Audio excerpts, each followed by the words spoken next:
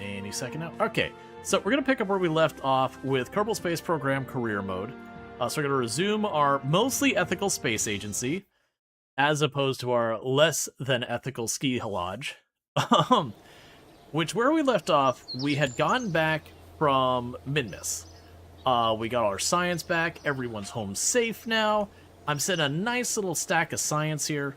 And the very first thing we do before anything else is we want to get the science lab. Yeah, that one. That way we could start building permanent space stations that serve a purpose. Because up until this point, when I built the space station, you kind of just hucked it in the bin after that, because there was nothing to gain of it of value. But with having the science lab, now when I do my science research and all that, I can genuinely continue to permanently gain some from that. So I still have 250 research left. So that means I can get something from this to the left. So we've got our ability for more precision flight. This is a lot more along like RCS. And so actually, that's not true. It's not RCS. It's a lot more for like your little lander. So you have like your little teeny tiny little rocket booster. So you can make an incredibly light lander for putting on the moon and then launching back up. Better docking stuff. This isn't so much the docking stuff or that. We've got the specialized construction that does give me a better docking port. This does also give me some of the better couplers for like different, you know, approaches to building different things. But it's kind of structural stuff, which is cool. I'm not sure I'm too fussed with that. We've got actuators. Actuators are kind of cool in the sense that we can use these to make little arms for a robot, where a robot can then go down and grab something in servos.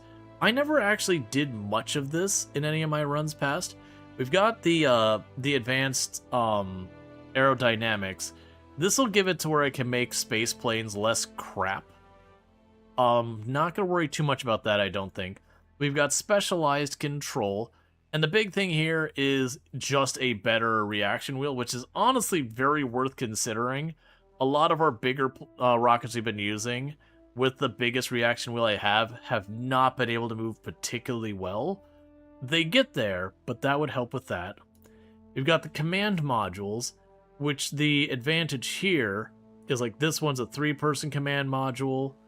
And then we got little ones to the moon. It'd be mostly this one I would care about is the 3-person command module, so I could have, you know, a pilot engineer and a scientist without having to have a bunch of extra rooms. So that's definitely one I'm considering. Precision engineering does give me the weather analyzer, which is another source of science whenever we go someplace with an atmosphere. What do we care about the rest? So that's robotic control. A decoupler I probably don't care about. Some random structural pieces. A better communications thing.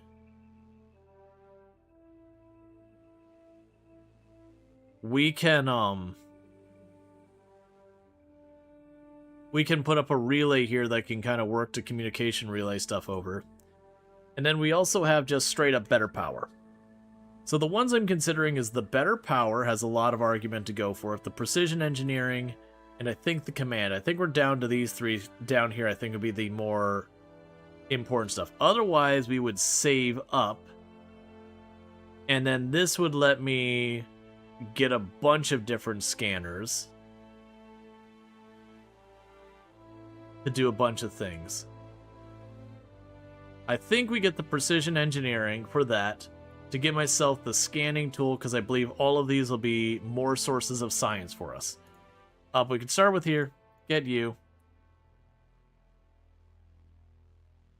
Yeah, and we've got stuff for making unmanned probes, getting better stuff. Like we can go ahead and more science stuff for our bases. But regardless, so at that point, I've spent all the science we can. You can start to see we're getting pretty endgame now, that we don't have any of the last tech going on here, which I believe they get. Yeah, 1,000 is the absolute most expensive in the game. But we're getting pretty close to that kind of stuff, so that's good. So now let's check out mission control. Let's see. bring green sandstone back with you. You would have 12 years to go to Great Flats, or lowland biomes on Minmus to bring that back. We'll definitely be landing on Minmus, and we might as well do that while we're there. Test something on the launch pad. I don't care. You're not worth my time. Conduct temperature surveys on the moon. I don't think we want to put the effort into it. Ferry tourists to their destination. So we now have where tourists want to go to Minmus. And that's 11 years we have to do that. So we're going to go ahead and accept that. So let's check on this to see what let's clean that out. See what contracts we have to make our destination decided. We still need to dock 2 ships by the moon, which we haven't bothered. We have 2 people want to land on the moon. We have a person to save around Kerbal. We have getting the moonstone from the moon.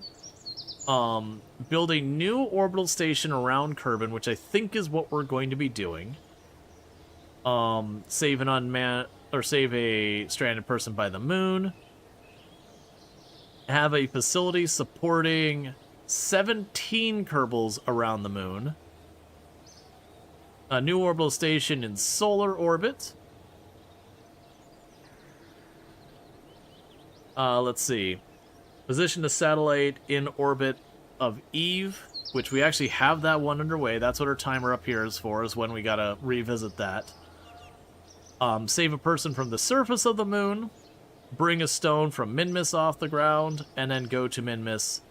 There's actually one for the moon and for Minmus in all of this. Alright, so I think we're going to start with the satellite, or the stations. So we'll start with the station around Kerbal. So, for the station around Kerbal, it needs to support 10 Kerbals and all that. So one thing we haven't bothered with this whole time is we haven't bothered with bringing on anyone else so far as engineers, scientists, and all that. Because almost all of our people have been coming through rescues. Alright. So. We're going to need... So right now I've got, what is it? 1 scientist, 1 engineer, and 2 pilots. Oh, never mind. I got more than that. I've got only 1 scientist. There's a 2nd scientist. 3rd scientist. And a 4th scientist, because we're going to end up needing a lot of them over time. Leave the facility. If I were to upgrade you, you would cost 1.6 million. You're fully upgraded. That would give me unlimited parts and custom action groups. You're fully upgraded. You're fully upgraded. That'd do the same thing. That just lets me have unlimited Kerbals. That one's cheap, so I'm going to go ahead and do it. We have the admin building, which lets me have strategies. Max commitment 60%. I honestly don't usually do a lot of this stuff down here. Yeah, basically looking at this point and being like, yeah, I've got a lot of money. Vehicle assembly building obstructed. These vessels are landed in the vehicle assembly building. Please remove before continuing. Fine.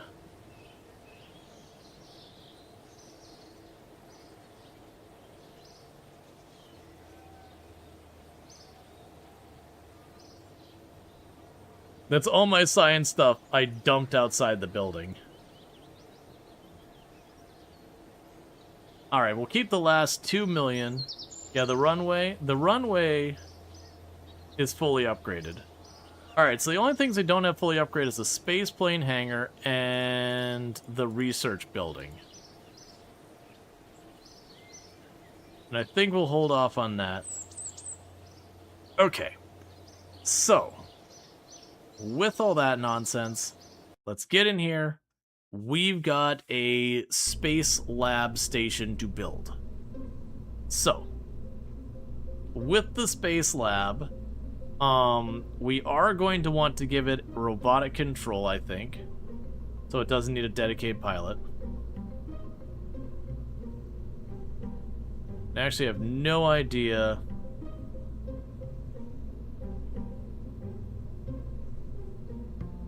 One 1.3, 0.5, 3. Oh, that's the lander. We don't want to do that. That's, hang on.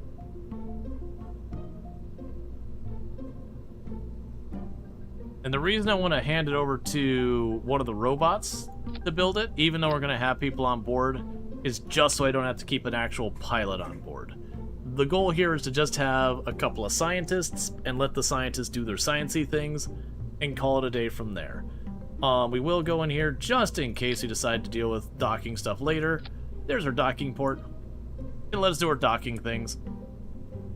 We are going to need having some level of control over this thing. So let's go ahead and put a reaction wheel on there, so we can rotate it wherever I need to rotate it. Let's see, what else are we going to want to bring along with us? We can go ahead and grab our science stuff. That's bigger. You'll want power. Right now, I'll make sure we have that.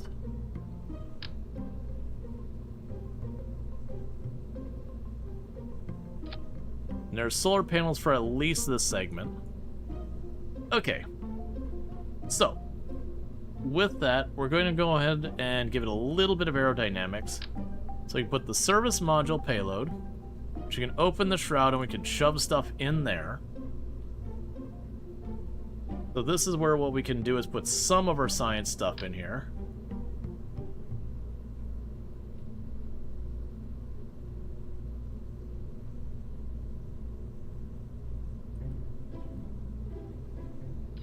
There's the thermometer.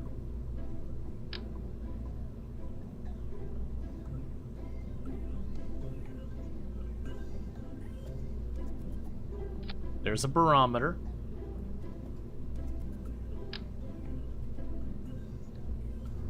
The goo won't fit in there. I'm already convinced I don't want to go this route. Okay. So I've got this here.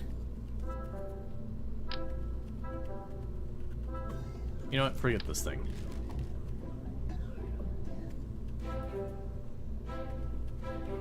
That's aerodynamics.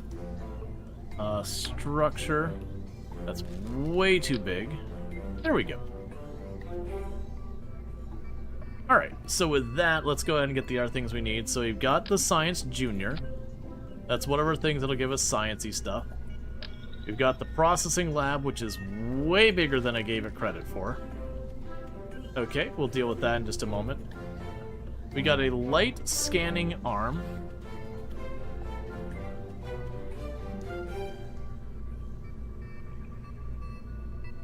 Yeah, so it scans surface features, so that won't do us any good with our airborne science lab.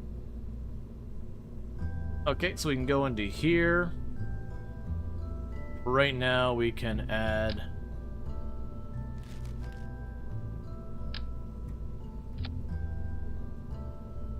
Yeah, so we've got inventory stuff there. We want payload.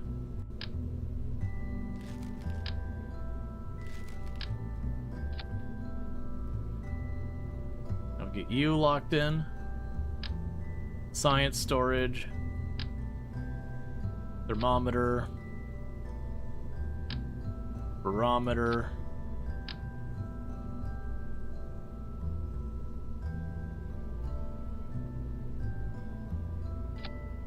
Goo.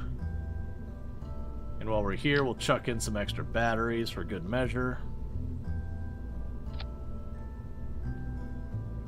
Close that. We'll want communication. So let's see what you say here. So packet size 1 megabit at 2.8 per second. Packet size 2 megabit. Yeah, so the high gain antenna is better there. And you two seem like you are the exact same, except this one's a little bit more power.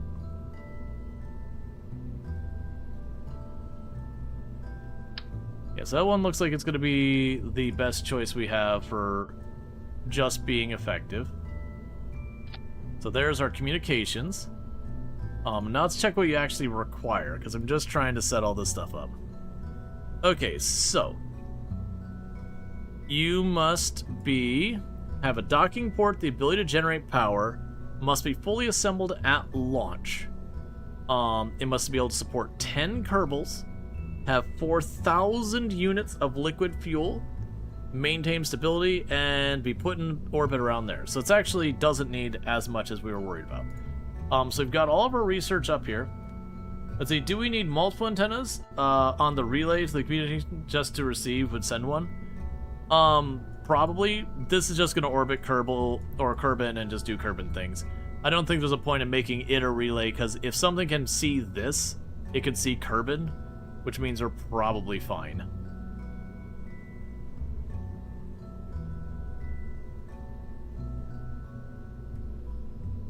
Alright, so let's see how we want to go about this. So, the things we need is room for 10, we need room for 10 Kerbals, and we need 4,000 units of liquid fuel. Which is a little annoying, so how much fuel do you carry? You carry about 500.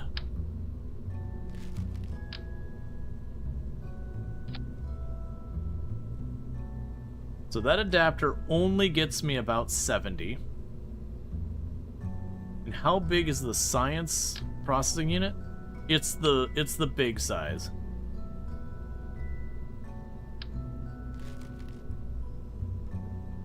What we're gonna need to do is just have a giant tank here.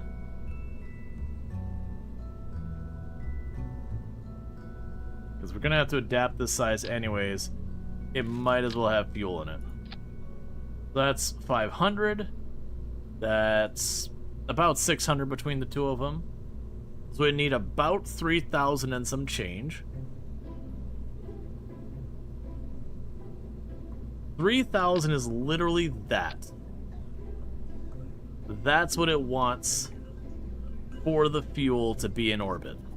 That would be just over 4,000. I'm wrong. It's not over 4,000. That's still actually not enough.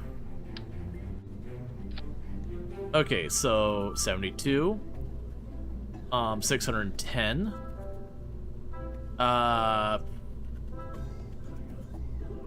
3,490.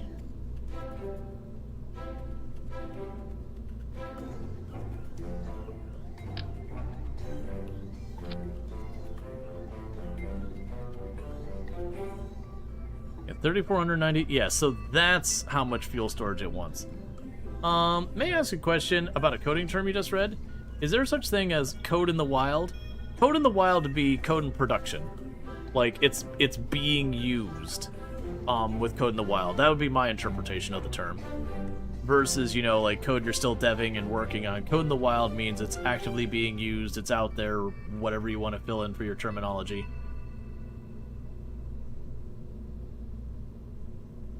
Okay. So, with that, we've got our fuel. The next thing we would want is we need the capacity for 10 Kerbals. I believe is under payload. Where was it that we had the There's no way of the command part. There's ones up there. Oh, it's a utility. We have the hitchhiker storage. Right, we also have the big science lab, so that gives 2. Yeah, you don't hear code in the wild very often. Usually the times I can think of it is you're talking about like malware. That the malware is out already in use, so it's code in the wild. So we get 2 people in here. And then meanwhile, we need a bit more capacity. So we've got the hitchhiker storage container. So there's 4, 8, plus the 2 in here makes 10. Let's see. You know it's Kerbal science, but can they crawl through the docking port? Through that? I mean, if they can't, there's door hatches right here.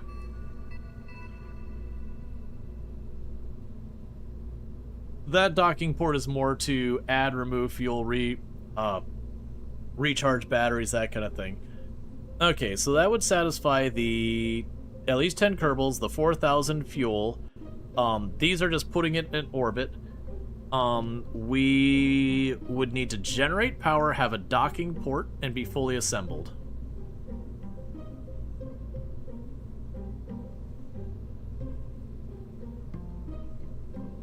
Let's see, honestly now, the tongue-in-cheek statement, the programs in program language are not released. They claw their freedom out of the cage because the trail of blood on the way to get into the wild gets a whole new context. I haven't heard any of that referred to in that way, but I can see it.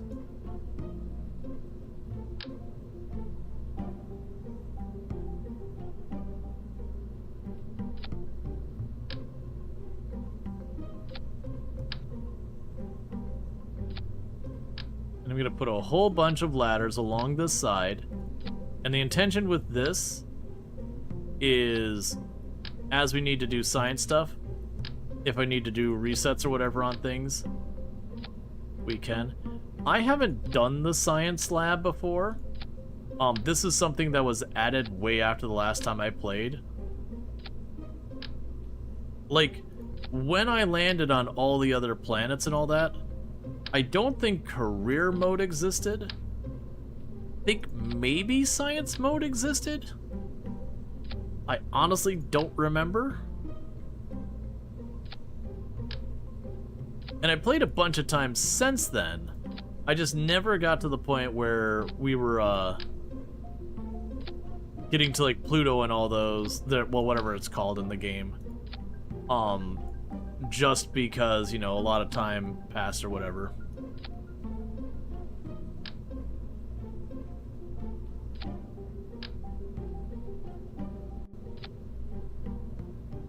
Okay, and that should be enough to reach all of the labs.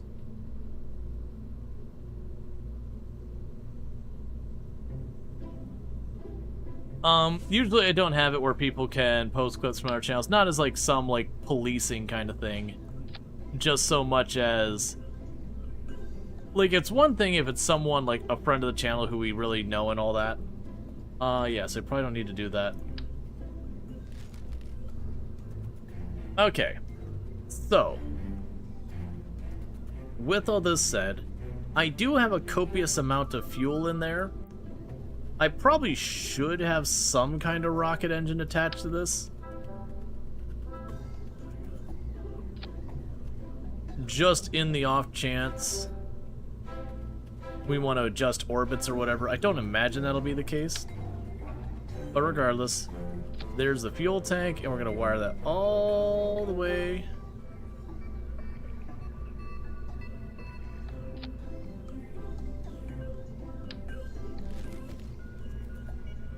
What I can do here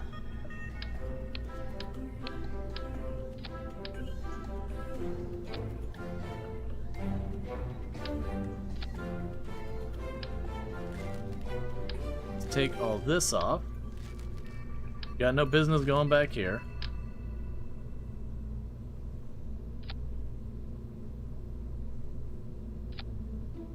Ah, boo. I'm hoping it can go this way. Not gonna behave because we're on the level and I can't make it. It's fine. So part of the reason I was doing that is these are fuel containers as well, and I do want all the fuel to be able to reach each other. It's probably the more correct decision anyways to put the fuel behind this, so I can get to the science stuff easier.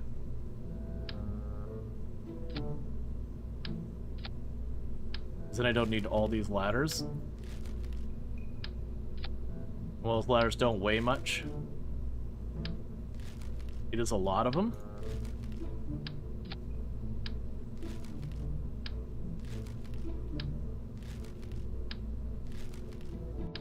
This would be a little annoying to put up into space. This would be quite a bit of weight.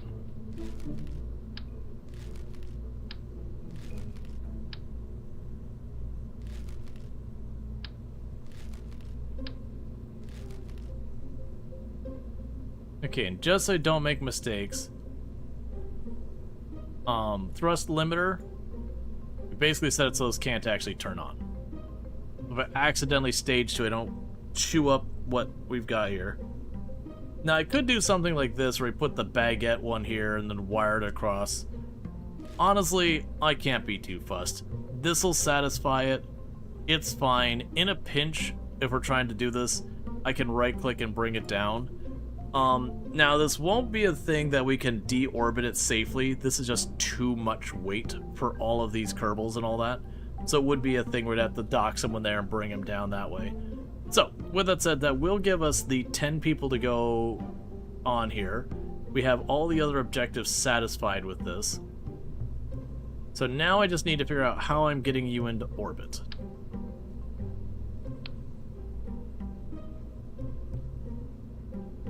So what we can do...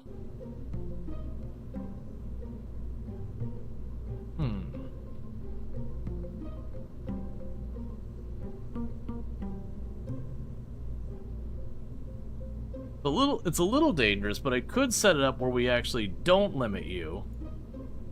And I have separate fuel tanks for the outside of this to push the whole thing into space, but with the stuff pointing in here.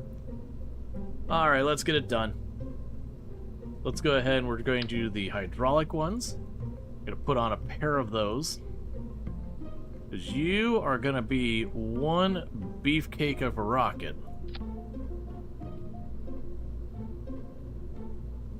And we can go here to fuel.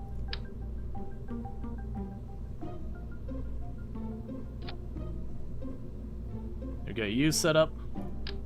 Chuck another one of you on the back. Grab the mainsail engines.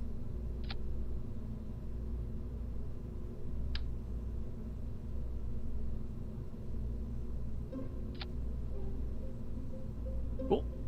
And before I forget, let's go here. Fuel lines.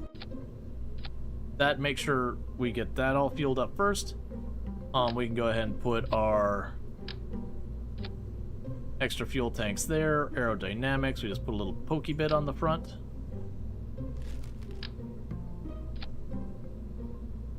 Okay, so that engine can be allowed to turn on here. And that gives us a decent amount of starting delta V. We are going to want to go on here and get ourselves some tail fins so that we don't spin out of control wildly.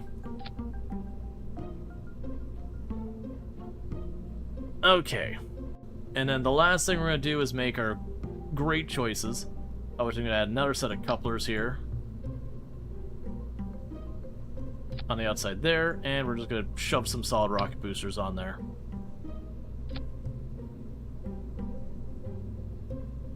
And then for here, same deal. I'm going to make those have fuel in them. And we're going to grab the fuel lines here.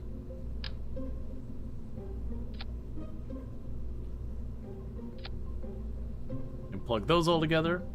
This is pretty heavy, so we are going to go ahead and put some struts on there.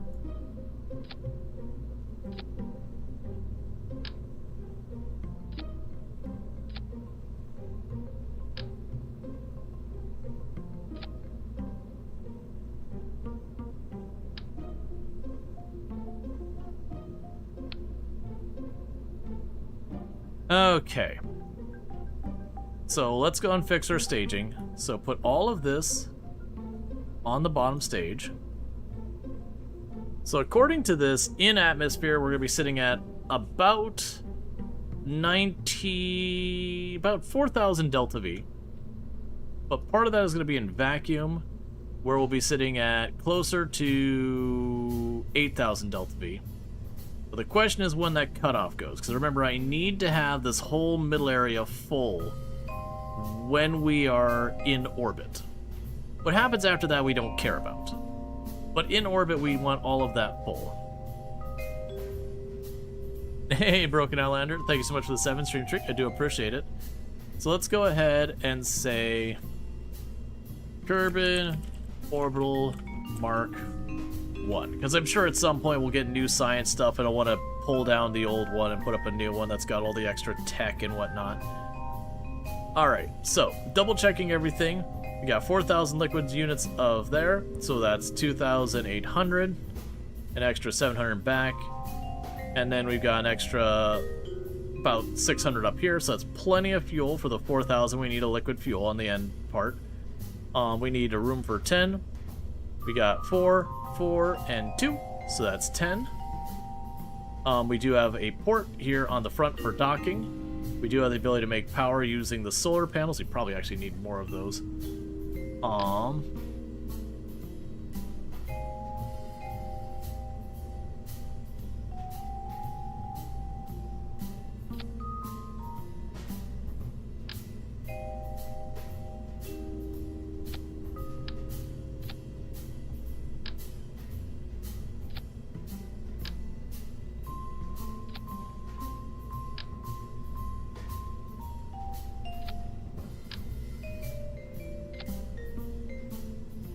So a bunch more solar on here, so that'll be good. So you can generate power. We have a communication device. It's not listed as a requirement, but I'm going to want it there anyways to send back our science. So let's go to our crew. So the only crew going on here is, hey, welcome brand new scientist who's never worked for us ever again. You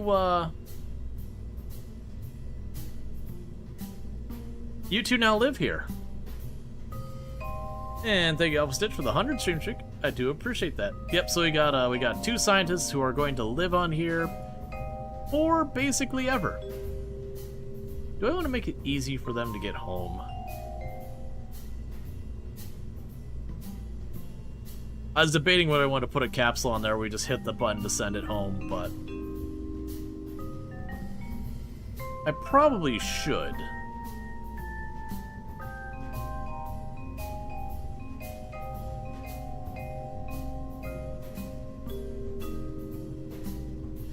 The antenna, yes. The antenna's right here.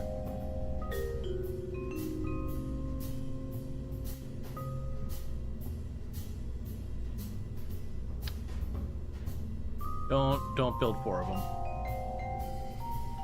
2's fine, but not 4 of them. So I'm basically debating, if we were to put a command module in here for 2 of you. Okay, so you're bigger. It'd have to be between those.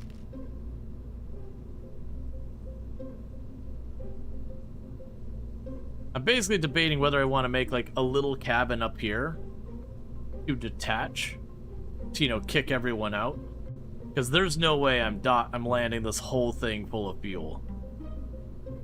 Like, that's gonna be way too much weight to do in a meaningful capacity. It's probably fine. It could probably stay up there until we no longer need its services, and then we can just dock up to it, evacuate the people out of it.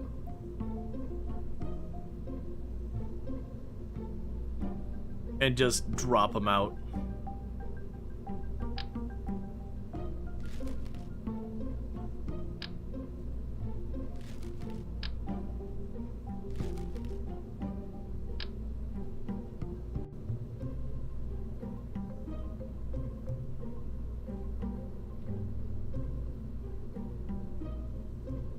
Yeah.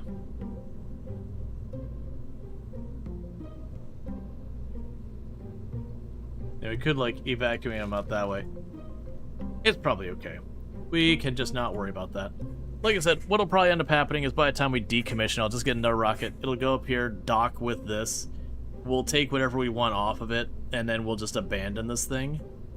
That's probably going to be a while till we care about that.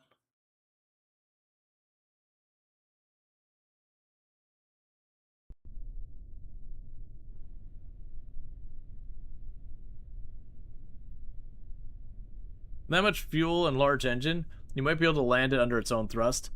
Yeah, no, that's not wrong.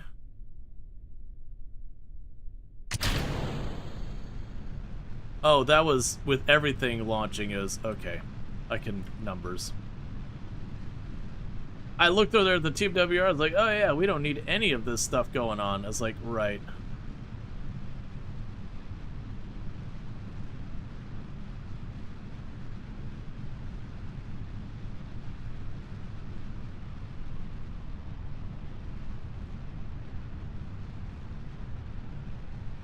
Okay.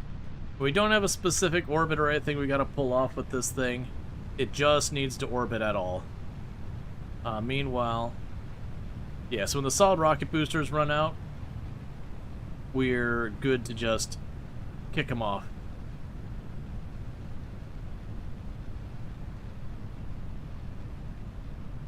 But the important thing is if we start dipping into this middle area before we're in orbit, we've failed.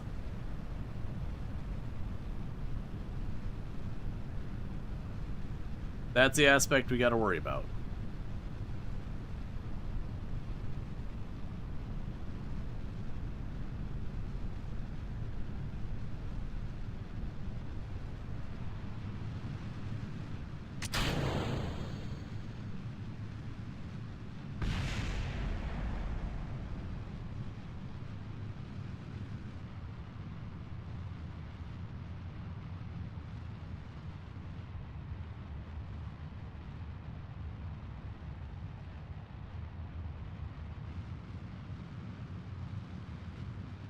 Okay.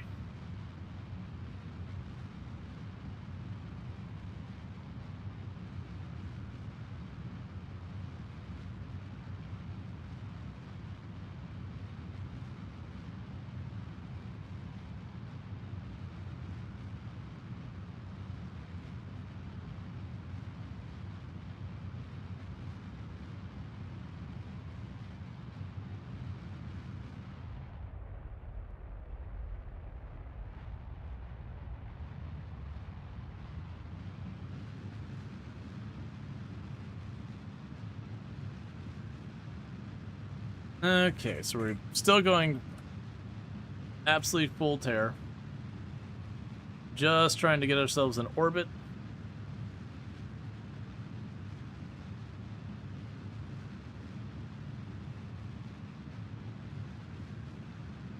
And it's not looking great here.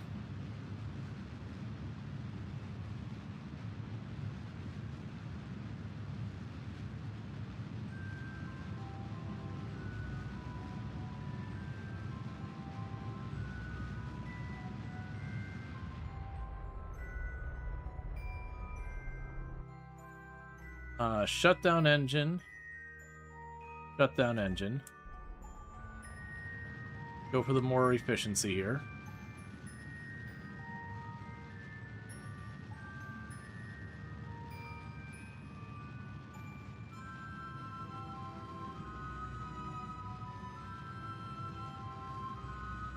Okay.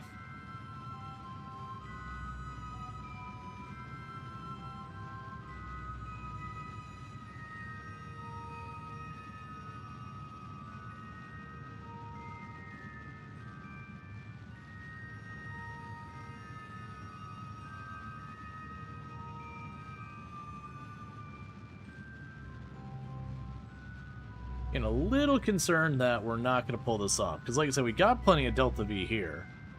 The problem is I need to keep at least... I need almost all the fuel in the center part to stay.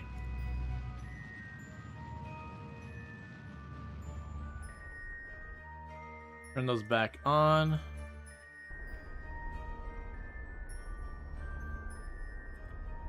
Bring you down a lot.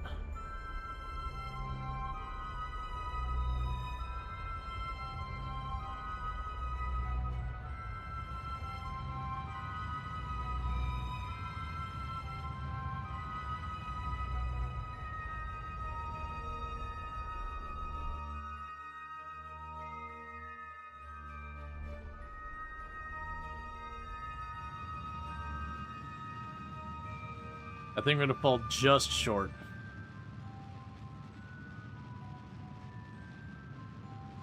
It's really close because it's about 2100 ms. I can burn into this just a little bit, but not much.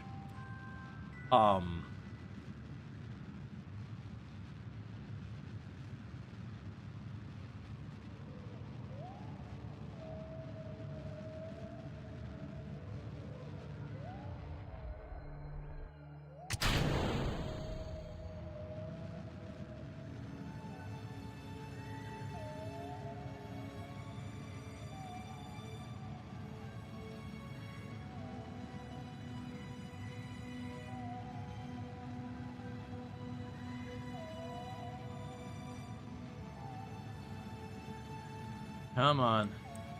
We are burning it very slowly right now. Just a matter of can we get the orbit before that dips below 4,000. We see that checkbox disappear, it means we failed. We failed. It just unchecked. Alright. Revert to vehicle assembly.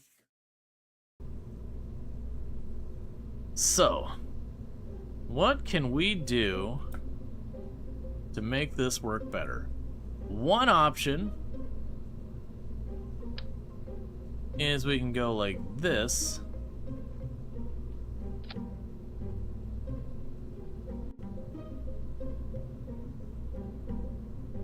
And the other option, we can go over here.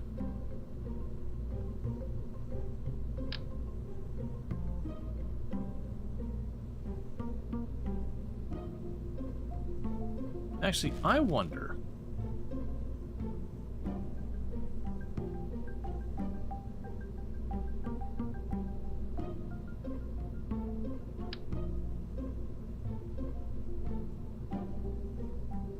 I wish you could tell it to stay that way and not auto untoggle.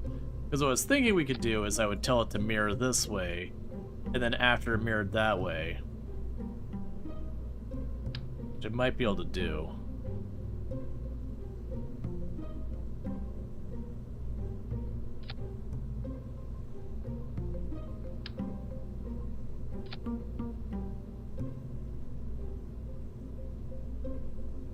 That does make sense. It's not exactly what I had in my mind. My brain was thinking we'd mirror it over there.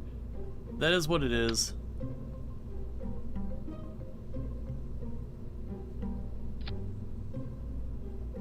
This is definitely not the elegant or correct solution to our problems.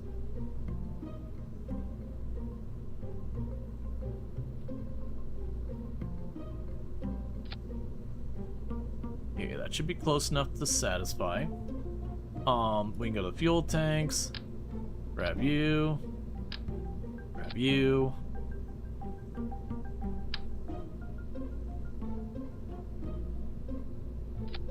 Grab you. And then we can go to the fuel lines.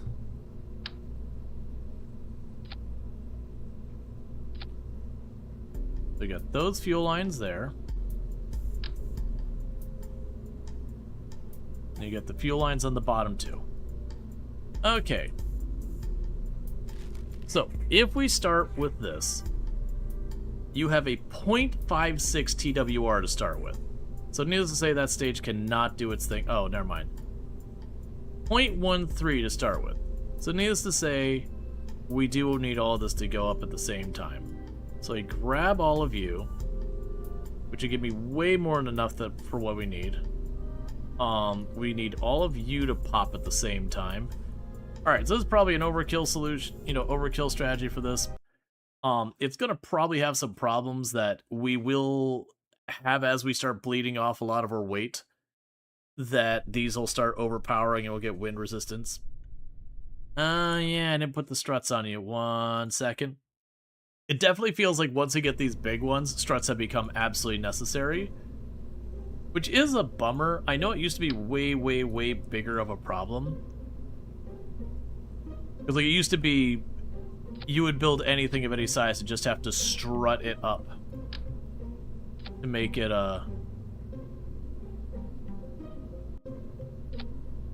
work at all well.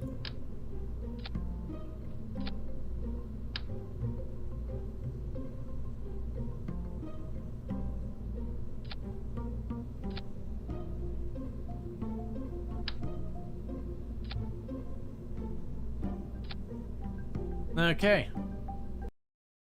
So I'd hopefully keep the Kraken at bay.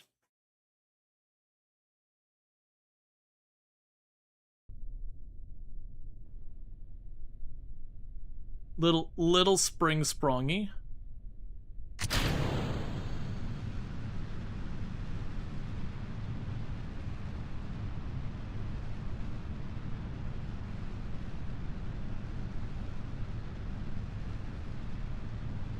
We can see how fast I'm just bringing the liquid engines down.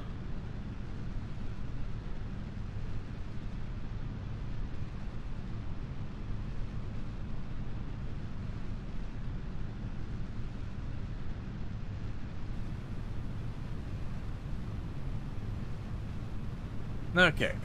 They barely have the liquid engines at all on. Those are mostly being used for a little bit of vectoring.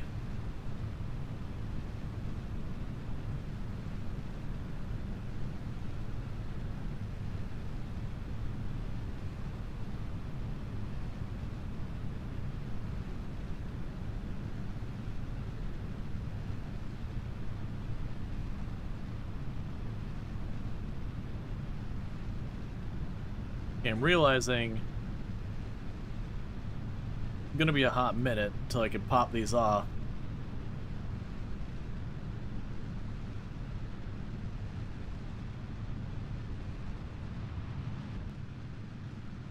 Still fueling them, so let's just wait till that's gone, then we pop off those.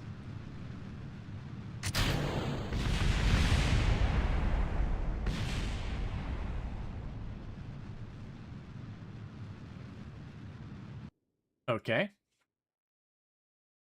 Not exactly what you want. If I spin, I should be able to just throw it off. I think it's because it's actively turning that I ran into problems.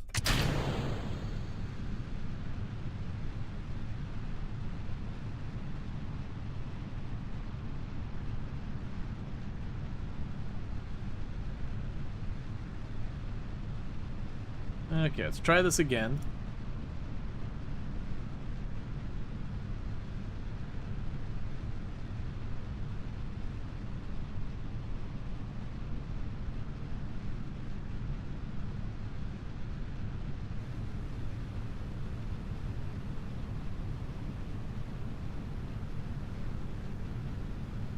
Okay.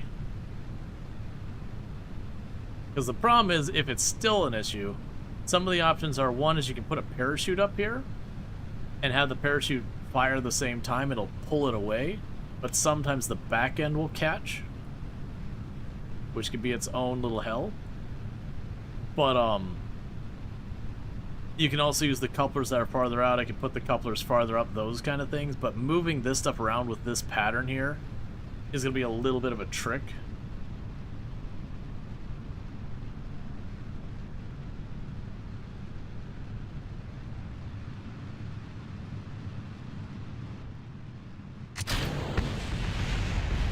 That definitely made it worse. Alright, vehicle assembly building. So, we're going to need to have a way of safely pulling those away.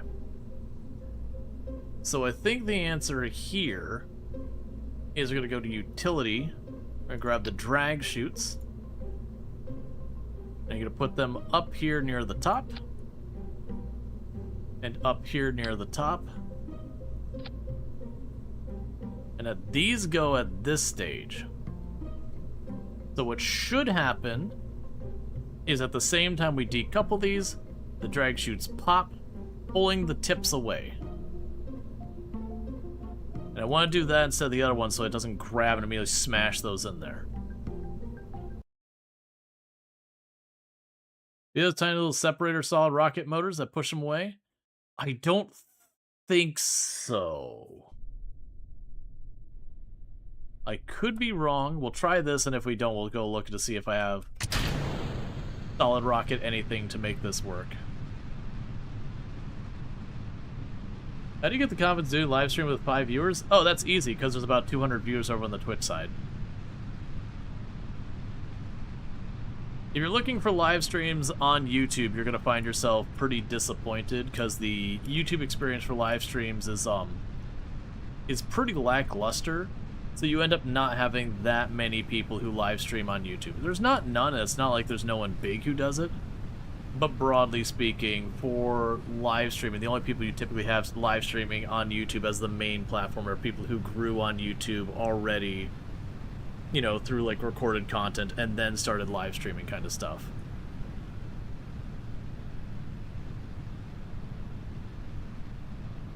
Because yeah, right now we got about 180 people over on Twitch, give or take.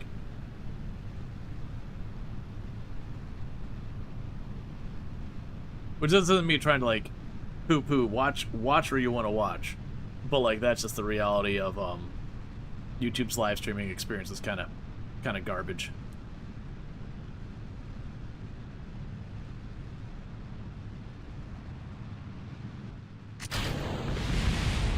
The parachutes did not deploy because we're too high up.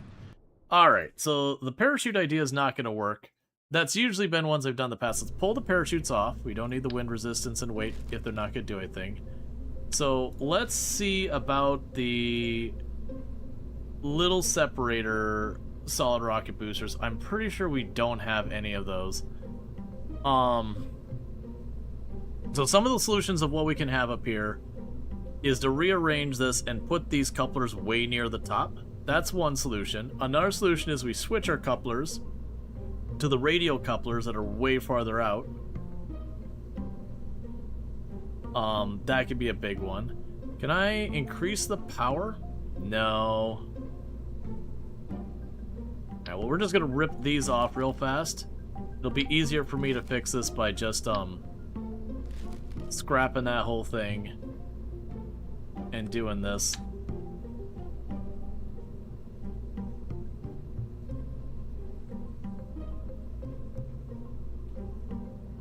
Put you way up here by the top.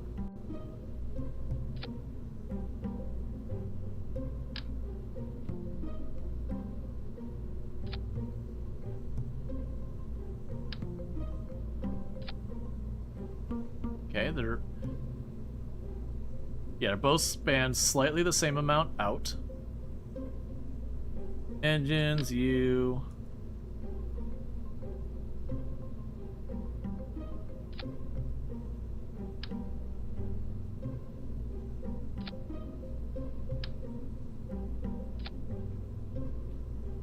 Okay. And then we can grab the U on the other side.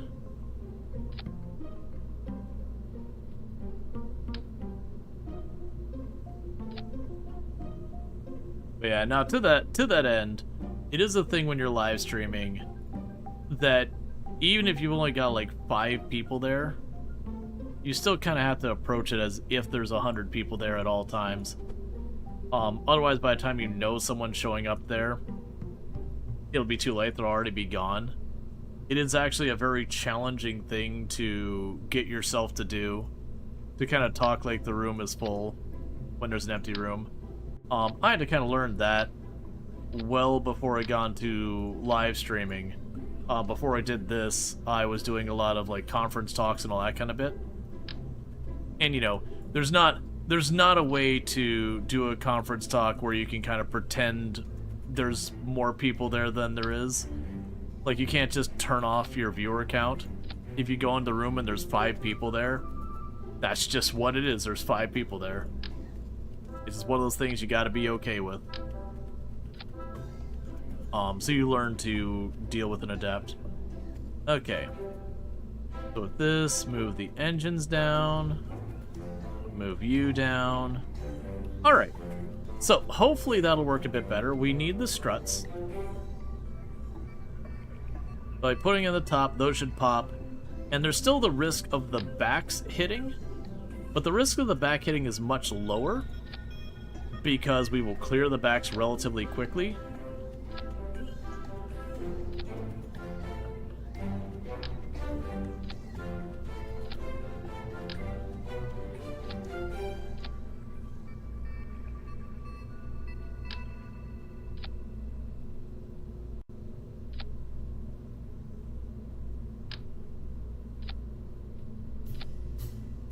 so let's try this version. I also tried to twist them away a little bit, so that hopefully as they spin, we got a little bit better chance of them not hitting something. That's not going to help that much, because often they'll twist in, which is the problem.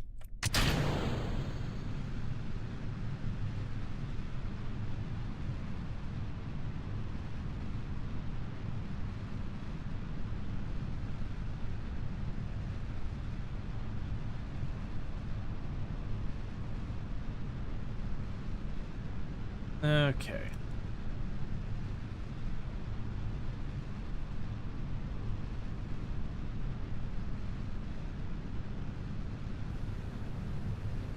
Cool. We'll just keep it right there.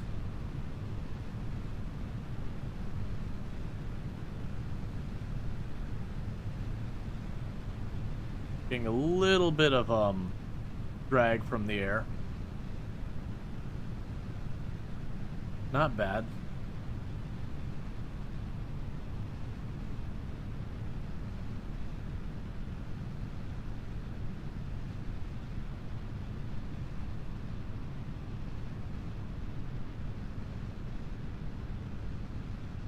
I'd like to tip you, but I'm kind of concerned about with all the solid rocket boosters and them not vectoring and all that.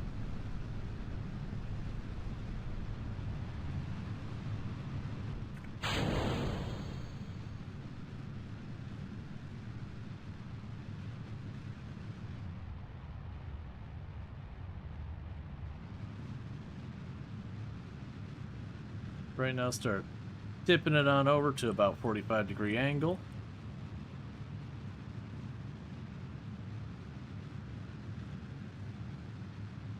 And start making this into an orbit as opposed to just going out into space.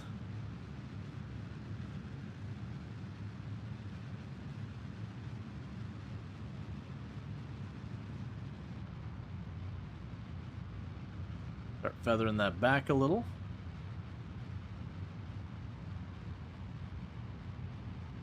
We're going to keep on bringing it over.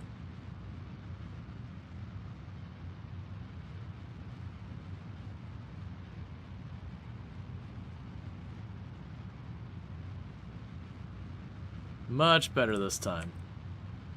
So right even with the horizon line.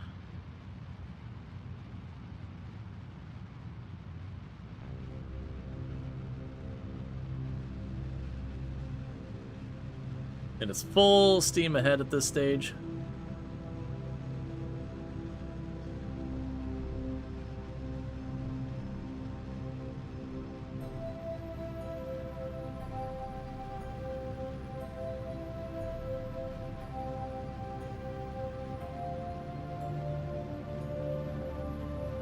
Gonna sacrifice some apoapsis to bring up the periapsis real fast.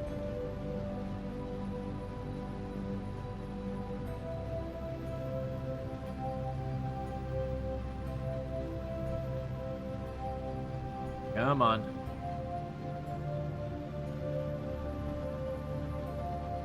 We're definitely getting the speed. I just gotta correct the orbit to not be quite so far out. We're burning that fuel really fast like this. It's one thing we can do. We're not in danger of overtaking. Shut down these engines. So use the more fuel efficient one.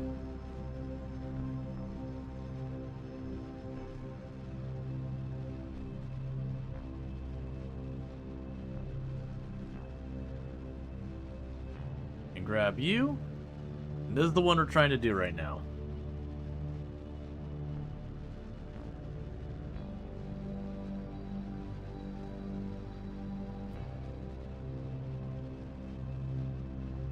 I think we're going to be good, because we've just hit the point where we're no longer going to have a negative periapsis.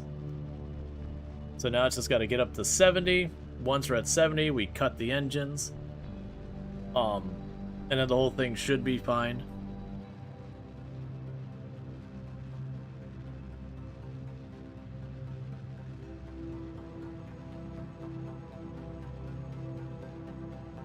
Let's turn this way.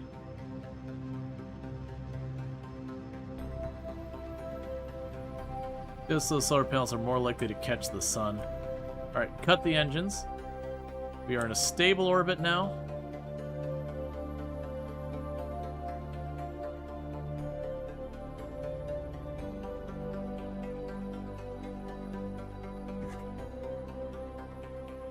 Okay, so we've completed our mission.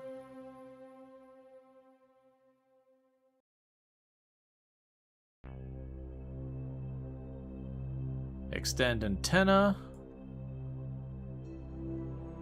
Extend antenna. Let's see.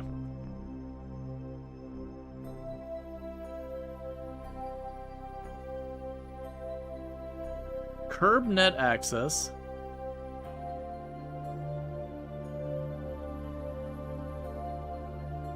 I have no idea what the heck this is at all.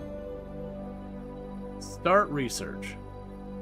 You are now researching.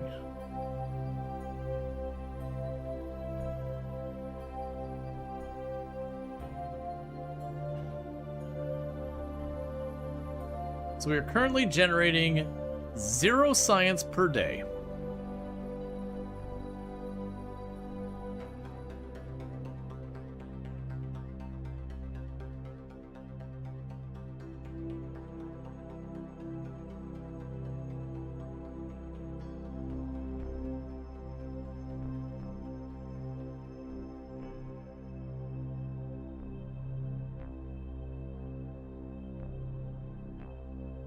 Process in the lab.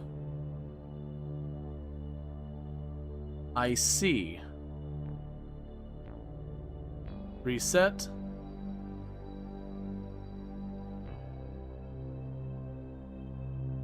Process in the lab.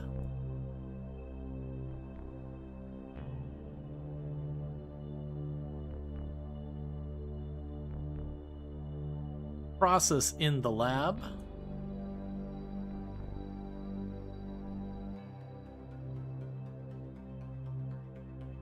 Process in the lab.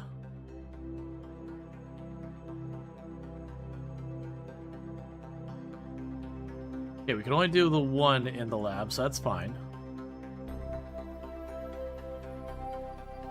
We can go to...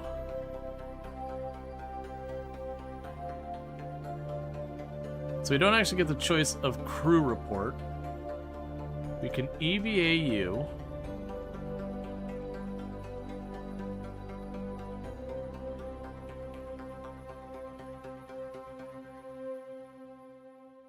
Alright. Kerbal is basically ground radar. You can find stuff with it occasionally. Gotcha.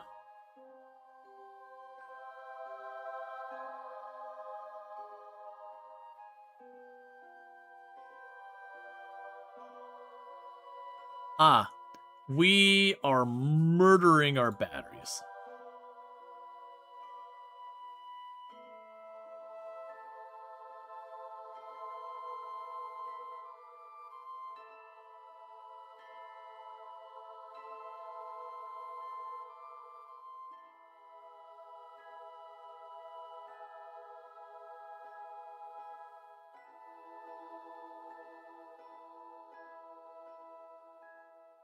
So we started spinning that way no matter where it's at.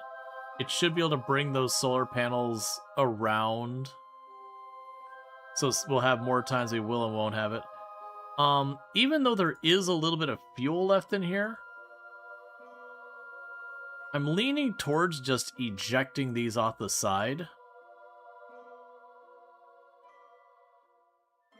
to avoid having them block the solar panels. It's probably fine. You just do the best you can there, buddy. You are doing... Yeah, because there's actually a good amount of fuel between all of these, and it can't store in the middle area. Alright. So, I mean, we've got ourselves a nice thing here. It is doing its science stuff.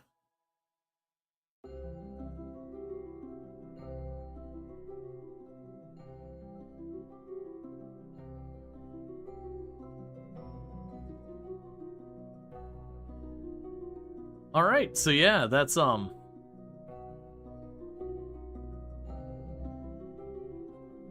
That's just doing its thing. They mentioned the transmit data.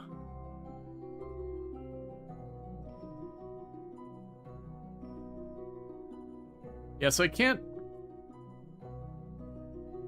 tell they're just going to keep working on the science and occasionally I'm just going to get a bit of science until it runs itself dry. Or if I have to actually manually tell it to transmit the data at the end. Require complete. I don't know. This is new to me.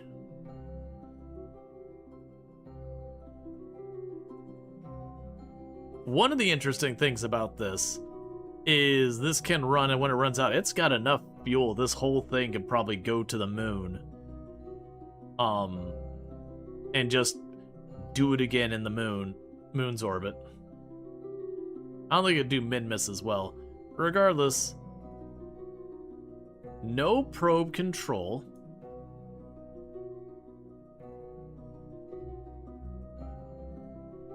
Oh, right, because its battery is dead. Okay, well, we'll figure out how that works. Regardless of, we do have the science just sitting up there sciencing. And I assume we'll get like a trickle science from that, because like I said, I'm not sure exactly how that works. But regardless, we did finish getting that station up there. Let's go to mission control. Don't care about that. Build a new orbital station around Minmus. So we'd be basically doing that exact same thing around Minmus.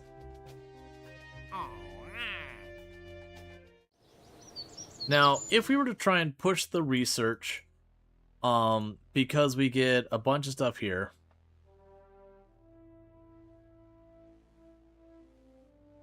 This mold processing plant can take raw materials containing even trace amounts of oxygen and hydrogen, crack them into useful fuel products.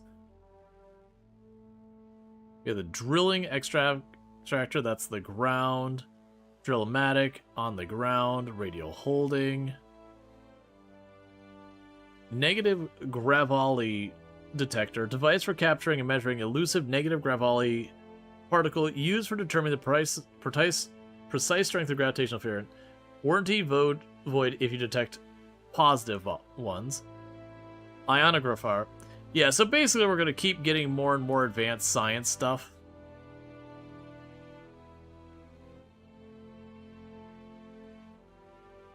And it's ion propulsion. Yeah, so we'd want to work our way down that way. And we got the unmanned probes to launch out there. Automation, whatnot. Yeah, so it's basically going to be working our way down that way. Alright, regardless, we're not going to be doing anything else with that for right now. So let's consider what our next goal is. So we have landing on Minmus is one thing our people want. We have people who want to orbit the moon. And people who want to orbit Kerbal. And people who want to orbit Minmus. All in the same group. We've got rescuing a person from Kerbal, a person from the moon, and a person from the surface of the moon. All as separate things to do. We still don't quite have our lander able to bring a ton of people to the moon, land them, load up, and leave. That's still a difficulty. We have the Explore the Moon where we dock stuff together. We have getting a lander to pick up a moonstone as a difficulty. Let's take a quick peek at our Eve probe. Because we do have the probe out here.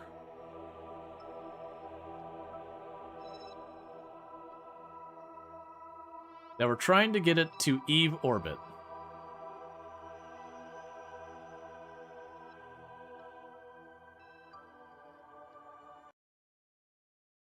And let's see if we can't yet detect a good point to try and deorbit it down to Eve.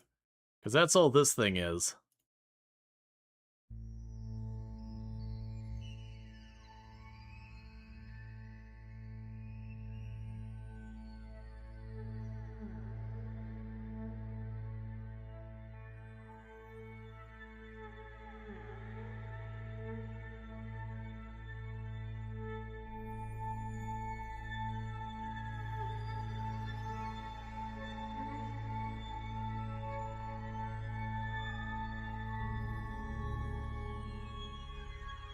Okay, so you are still set as the target.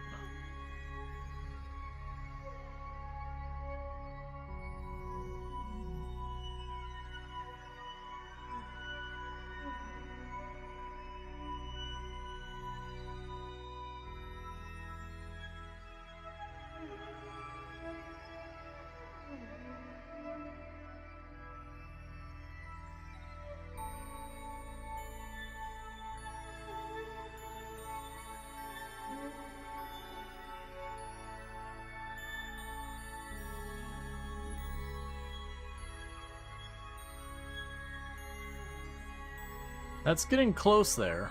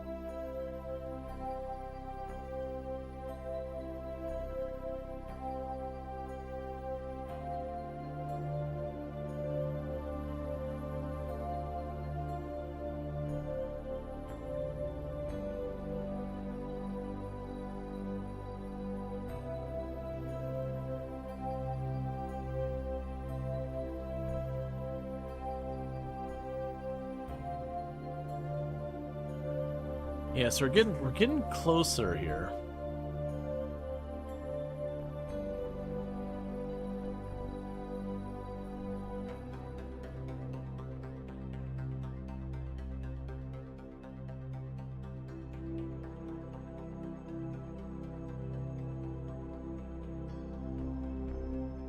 Yeah, move them farther back.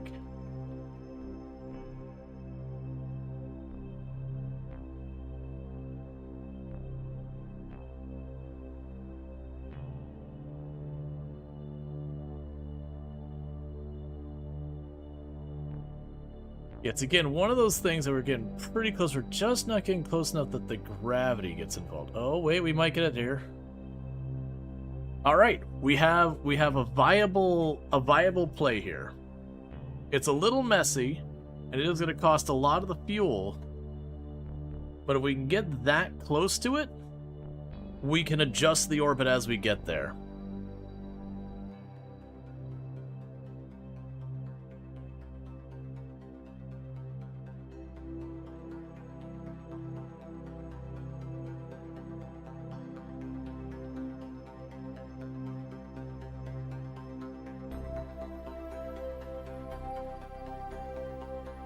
Yeah, it looks like we only catch it on the tail end. So we would need to potentially... Yeah, we need to, like, out here adjust the course. Somewhere around here. Like, maybe up here to... add a maneuver there.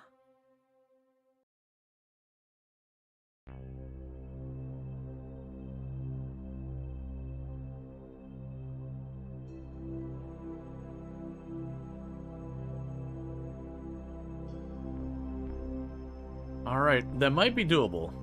Because then as we approach it and we get close, we can start killing throttle. And that might work. That is a good chunk of the rest. Now, that node is in basically 1 year. So let's go to our alarms. So you got 365 days. Kill that. Yep. We want to create an alarm. Eve approach. And we want that to be in 360... Honestly, 365 days is fine, because that's 3 hours to do, like, till the burn. Link to vessel. Add alarm. Okay, that is the making our Eve approach.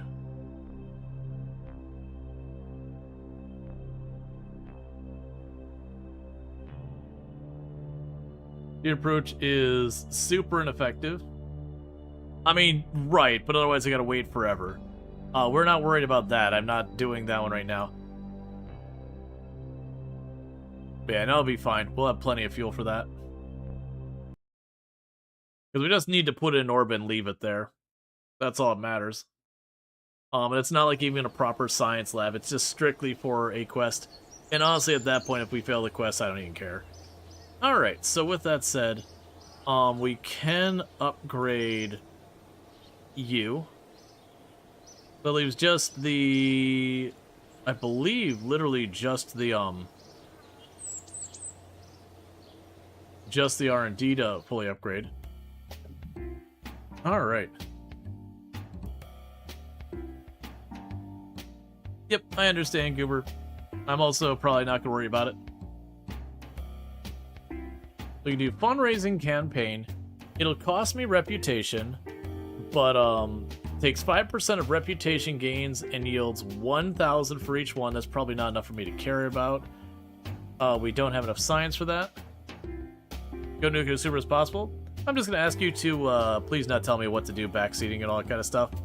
I have actually reached everything in the game historically, other than like the random meteors and all that, because that was added after I did all that. But, you know, I'm aware. Let's see, unpaid research program. We gain, takes 5 reputation and all that stuff. And yields 1 science per reputation. Outsourced resource takes 5% of my income and turns that into science. That's a strong consideration. Research rights sellout. Well, there's an easy solution to that problem, Goober, which is hide user from channel. And now I never see another message you ever post again. So basically, we get less science and all that. We take 5% of our income and turn to reputation. Let's see, bailout grant, aggressive negotiations. We get discounts, but we hurt our reputation. Oh, right. We increase the cost of each vessel, but we also... Yeah, we lose a little in the top end, but we gain on the low end.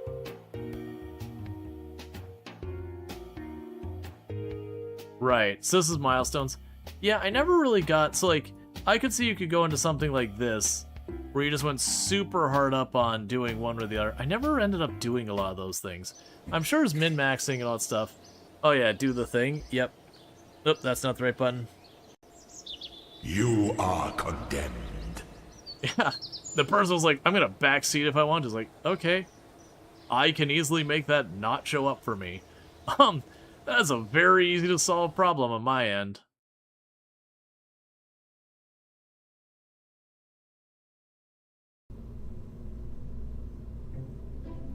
Okay, so we have landing on the moon for the tourists, rescuing someone around Kerbal,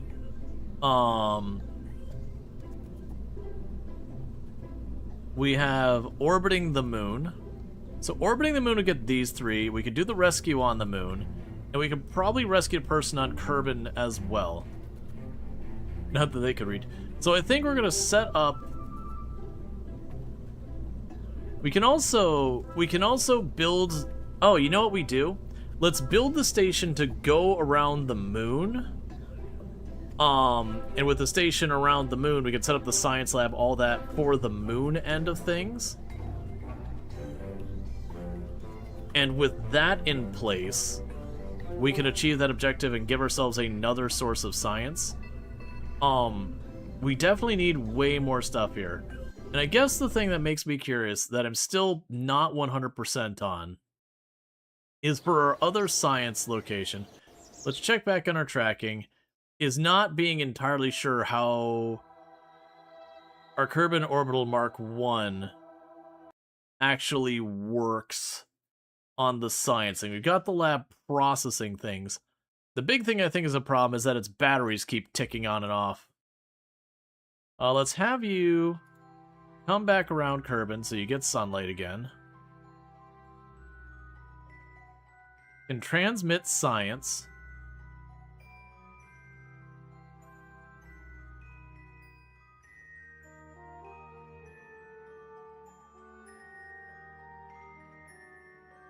Transmit science. Not enough data for useful findings. And these things are running, I assume.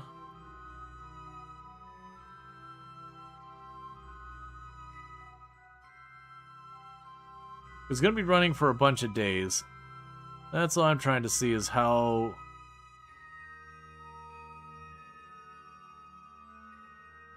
Yeah, so I'm assuming that's all going. Right, okay, so we're getting a rate of 1 science per day. Gotcha. Gotcha, so we're getting 1 science per day for a while. So needless to say, it is getting us science. It is going to take a while to do anything worth mentioning with that science. And then I assume eventually we would set it up to be high Kerbal orbit, and, you know, after high Kerbal orbit, you'd either bring it back in or switch it. Because it seemed like a lot of those had a limit. I mean, ultimately what happened is we had unlocked where we could do a bunch of different research up there, and we'd want to bring all that extra equipment to have a far more advanced one. The only thing that's giving me hesitation with the moon one is right now the power.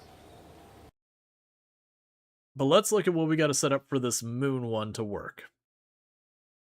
Because the moon one, I think it was one of these things where it wanted a much bigger lander. Or not lander, much bigger rocket. So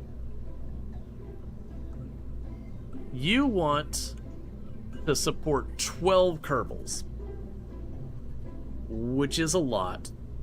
You want the 4,000 liquid fuel. Oh, that's the Minmus one. Yeah, that ain't happening. Let's get the moon one. What's the moon one? So, okay.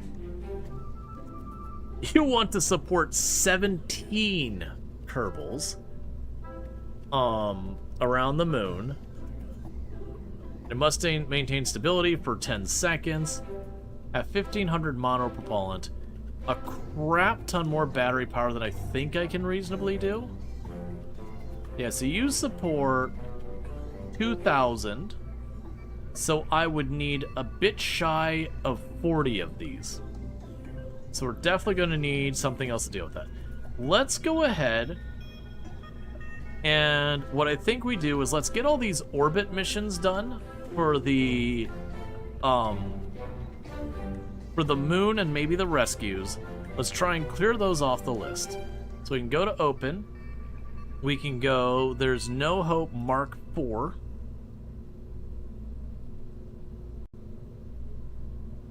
So this we already know can make it to Minmus and all that. But instead of going for Minmus, we're going to use this to start rescuing a bunch of Kerbals, as well as do an orbit of the moon, just trying to get all these different missions done. So with that said, we're just going to go ahead and take it as it is. We don't need Bill on board here. We're not going to be doing any meaningful science. What we could do is we could chuck you on here. Jebediah sit this one out. You can start training. How many people are going to get moved around? Basically, let's take some of our various people who aren't leveled up, and see what we can do to level them up a little bit while we're doing this mission. So let's go on to our list of tourists and all that and see who should be on board and who should not. You two want to land on the moon. We're not doing that right now. So we're saving you, so that's 1 reserved spot. We're not doing that one, so we need Carson. We need Sudbury. And we need Danning, who all just want to orbit the moon. That's fine. We've got a rescue on the moon, so it's 2 reserved spots. And then that one's not happening. So we do have 2 reserved spots for rescues. And then the other ones are like landing on the moon and Minmus and all that, which is not going to be happening on this particular journey. So yeah, so let's double check on... So these 2 want to go there. You want to go to Minmus. So that's our tourists. So in the meantime, I guess we'll chuck you 2 on. you are lower level, so maybe we can put a level or two on you. Honestly, before we head out, let's grab a couple more scientists and maybe another pilot. So, scientist, pilot. You know what? Bring them all on board. Welcome to the team. I spent more than I should have spent, but that's okay. Basically, we're gonna leave the two open spots for the rescues, and I'm gonna bring a bunch of people to get some early training. All right. So we need 2 open spots here. And we'll go ahead and we're going to try and grab our people who have no levels. So let's double check. So we got rescue around Kerbal, that's 1. 1 reserved. Rescue around Kerbal, that's 2.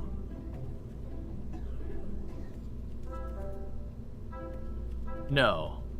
That's 2 people, 1 around Kerbal, 1 around the moon. And then the last one was on the surface of the moon, which is what we're not doing right now. Okay, so 2 reserve spots, so I got 3 more places to fill. Thank you for the follow. Welcome to the stream. Okay, so we've got you there, you there, you here. Let's bring one of the pilots with us. So one of the engineers set this out. We grabbed another pilot. Yep, and then we got our 2 spare spots. So honestly, you go back here to make room up there. And then we got those 2 spots so they can move around as they need to. Alright, so what we can go ahead and do here is I'm going to go ahead and launch you. And our goal here is to rescue Kerbals and to do a loop around the moon. And then come home. That should clear out a good, 3 contracts, I believe. And in addition to that, level up a bunch of people. So before we get too far, let's save game. Because I'm paranoid. Okay, so our first target. Look at. Okay, so you're our first target. Now you are a 72 and an 82,000. Now, I don't know when the appropriate time to do this to line up. I suspect we want to have it so that they're over here somewhere.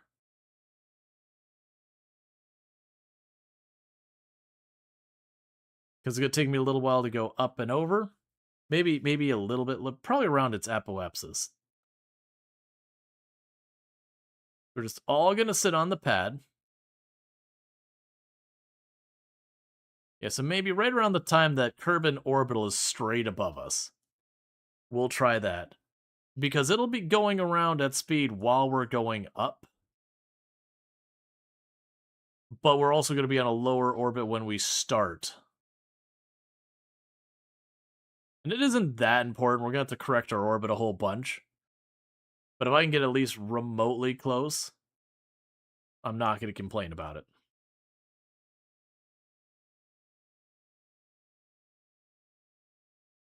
I'm just waiting to hear something explode because, the physics is doing wonky stuff while we're waiting for them to come around. And if we do explode on this one or something goes horribly wrong, we'll just immediately launch the next time and not wait for it. Alright, so I think that is close enough right there. Throttle up, SAS on, and we go.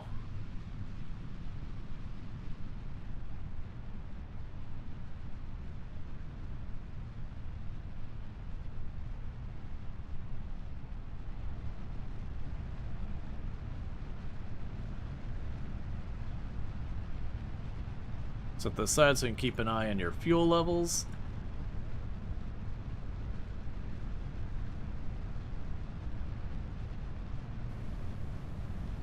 In case I end up needing the limiter in a hurry. Don't gimbal limit.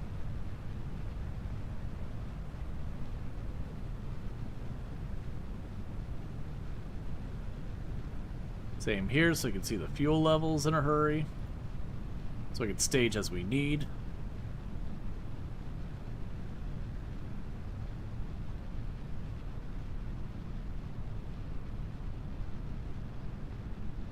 All right.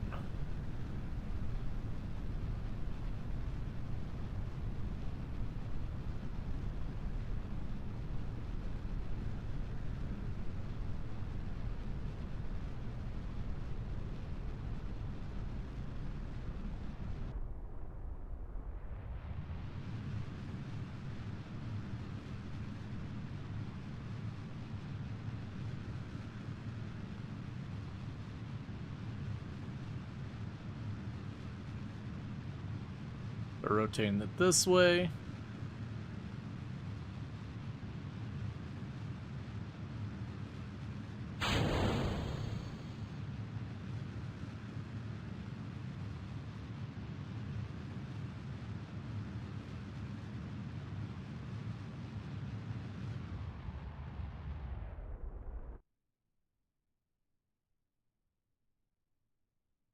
Why am I losing control on oh, right, we're still dealing with a small reaction wheel.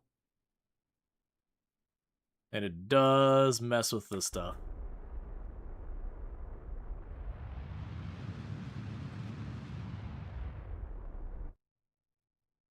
You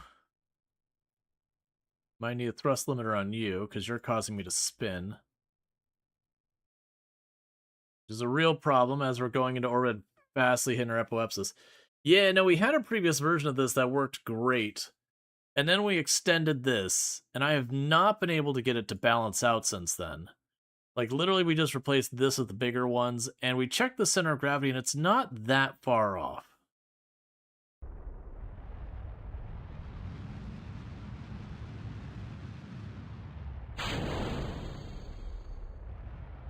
You need to go thrust limiter about 30... No, it's about 38.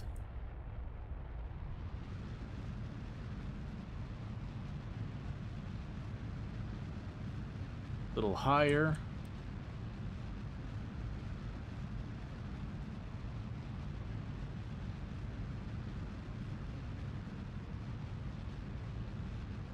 Little higher. Little higher. Part of it is when I'm dealing with this is it's trying to balance this out, and it's got a lot more wiggle than you expect from it.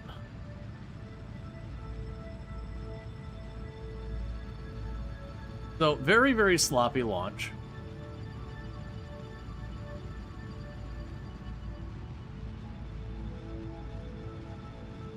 That said, we are quickly aligning with where we want to be, though.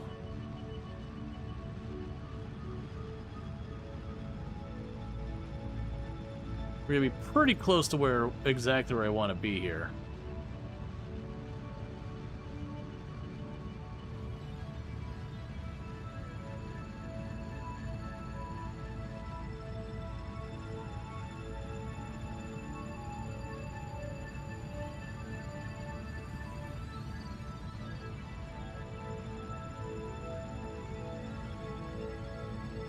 All right.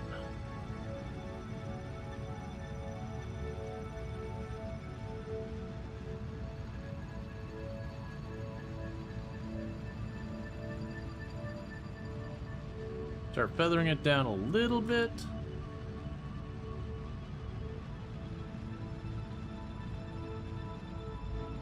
Be not quite so wasteful. Switch you over to doing it this way.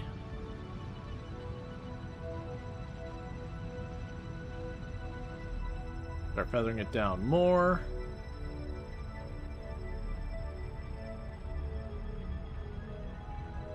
And more. Oh, that is just butter. It's not perfect, but is slowly overtaking us.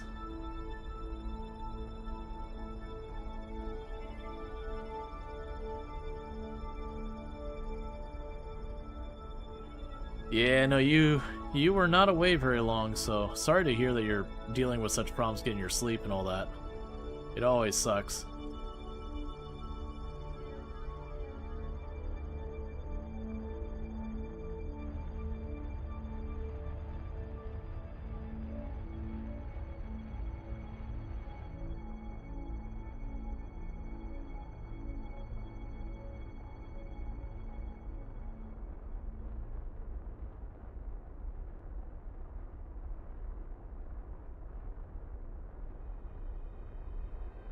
All right.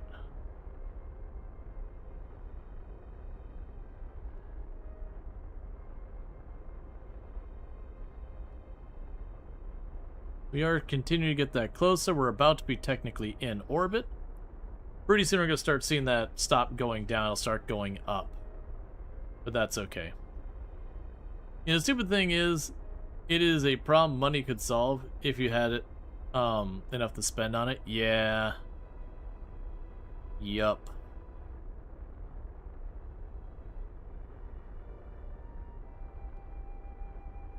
Okay, so it's officially going up, but we're not technically actually in orbit yet. The separation of this side is coming down really fast, so that's good. So plan to worry about that end of things.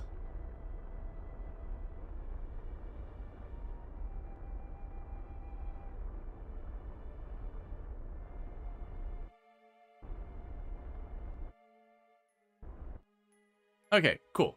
So we've got it so on the second orbit, it'll be within like 10, and we are technically in a stable orbit, just barely.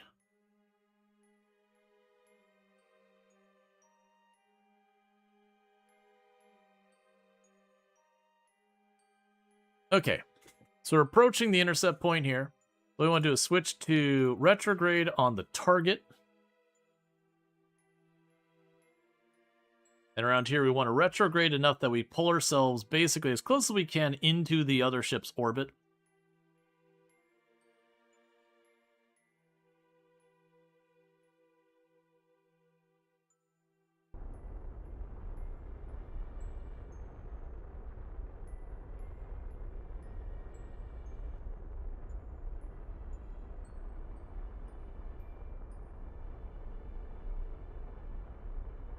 What we should do is at our intercept 1 here, we're just trying to drop that down to as close to 0 as possible.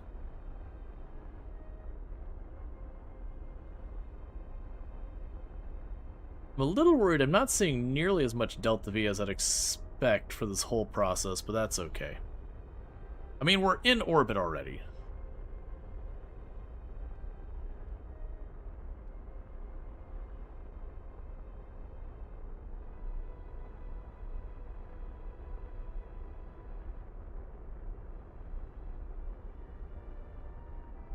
Six, 5 kilometers, 4 kilometers, 3 kilometers, 2 kilometers, 1. Okay, it got to 2 and then started going up again. So we won't drop out of atmosphere, so we just bring it around.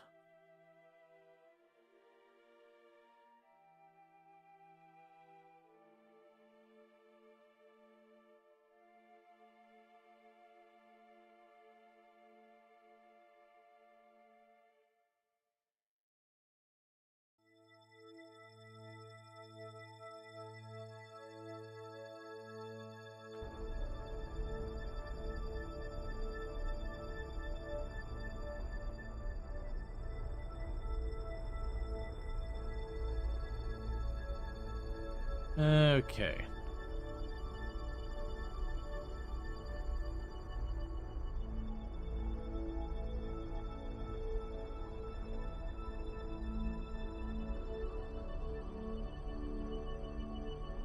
We're just burning off a relative speed to each other. We're at about 2 kilometer distance right now. On the other side, we're going to line up at about 24 kilometer distance.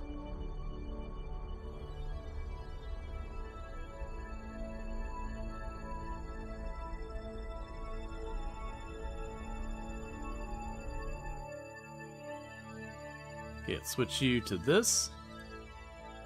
So we're no longer trying to retrograde from each other. Now we're going to fly straight at it.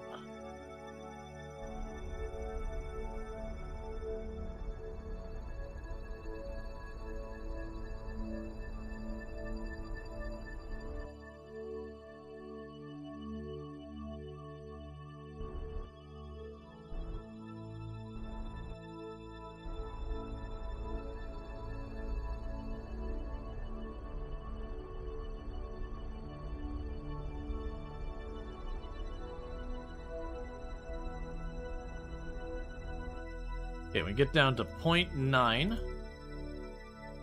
which is definitely close enough for it to make the jump across. Now let's retrograde to get ourselves even with it. Is this live or recorded? It is recorded. Like, we've definitely recorded this, including the questions and all that.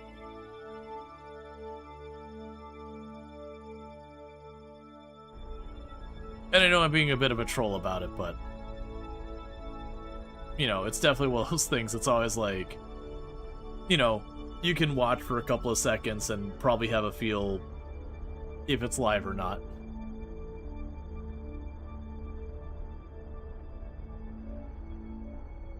Yeah, no, Rual AI is just really, really S tier. Okay, they're about 1 kilometer apart in closing. Okay, so with that, I should be close enough that we could switch to you. Let's quick save. Uncheck you. You go ahead and we will have you EVA. Now, where is that ship?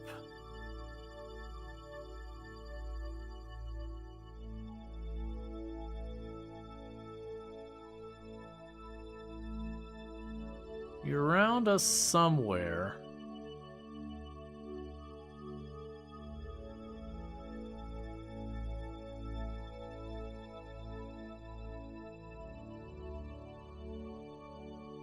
Okay, we look at the map.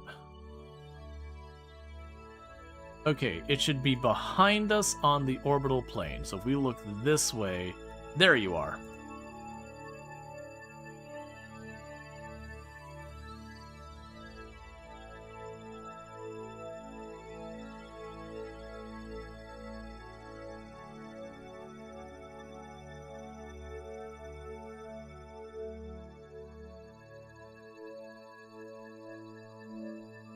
We had them going just about 0 relative to each other. The RCF should be plenty to get us there. Now the big question from there is we're going to have to kind of evaluate with our remaining fuel. Do I have enough remaining fuel to then go to orbit the moon and come back to satisfy the tourists? Or did I burn too much trying to do this whole shebang? Because if we get ourselves into a moon orbit, there is a person to rescue on the moon we have a contract for, but we want to get all the tourists processed.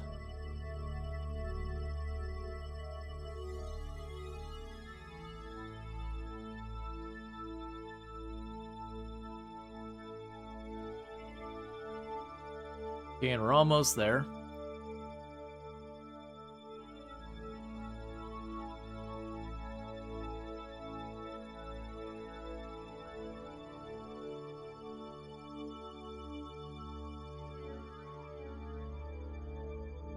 Keep an eye on that RCS. Hey, I can actually get data from this.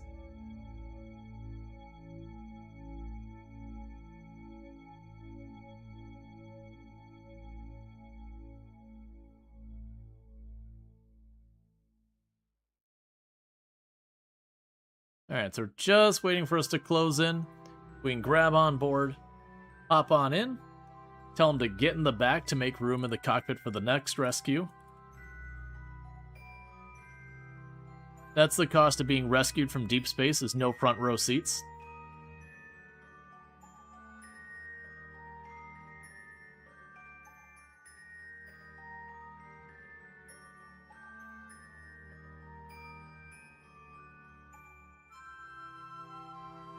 Yeah, we're still approaching it quickly. Probably quicker than we should, but because it's putting that, like, red numbers over top, I can't read that at all. It's mostly looking if it looks like the numbers are going down or, you know, if it is getting bigger in my view.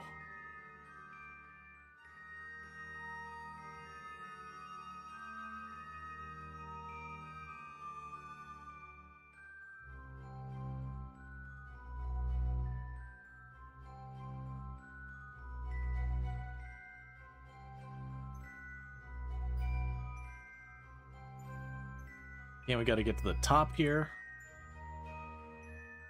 Oh, I forgot we still got the little teeny tiny fuel tanks there.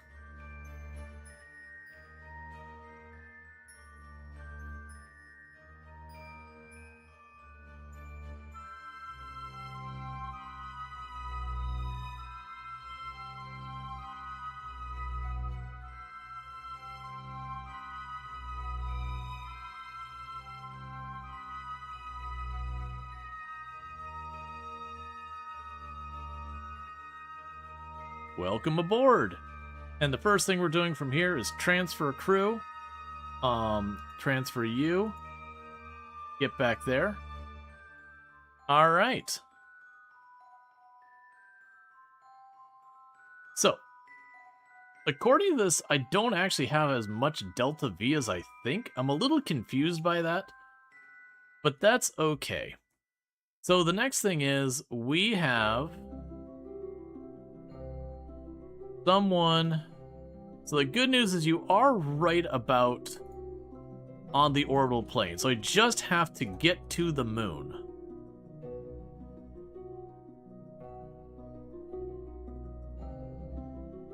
I always forget how to set the camera back.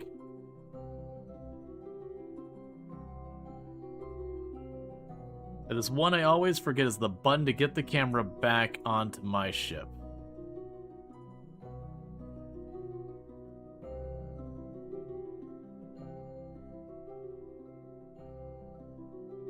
Because I can't click on you to set there.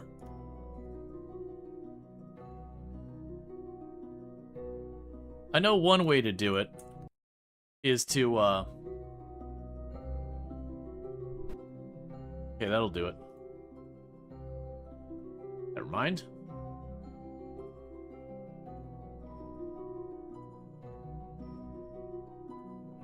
I'm sure it's just as easy as there's a button. That's fine. What we can do here is we can go here, Space Center, switch back to that ship, and then around 1/4 of the way around, like where we're 1/4 of the way past the moon, we want to push out for the moon orbit. I didn't check to see if it was a reverse orbit or a regular orbit. If it's a regular orbit, then it's easy peasy so far as lining it up. We just hook into the moon normally. Ah, the tilde key. Or like the single quote, whatever that one is. Not like the regular single quote, but whatever the special character is. So it has no hope. Grab you.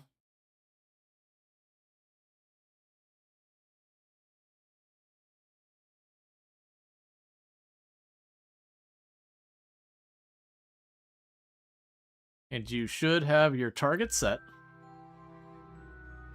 Build in back quote. Right, back quote. I always thought of it as tick.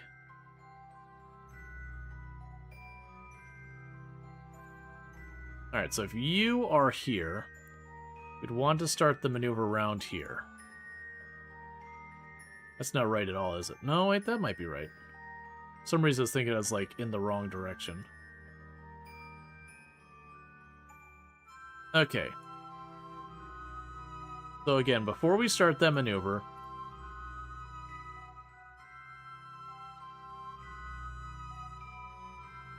which way are you orbiting? So you are orbiting the correct direction. So as long as I do an insertion where we don't end up doing a reverse orbit, we should be good.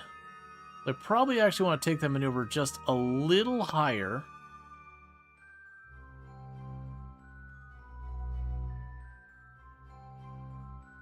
That's going to make me do the reverse orbit.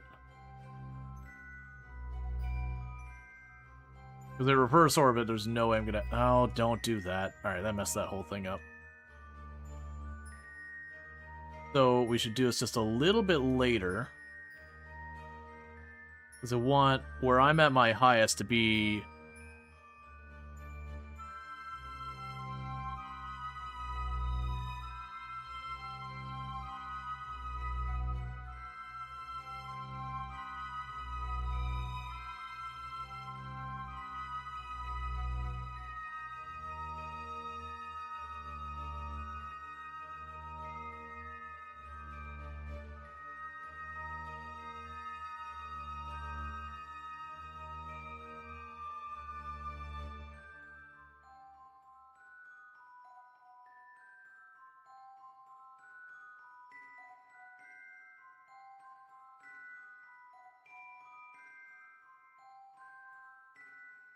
Okay, I see the issue. So we need to bring it back, bring it back, bring it back.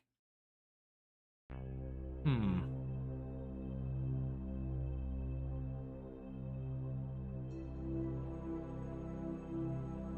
You're not like way out. No, you're on the plane perfectly.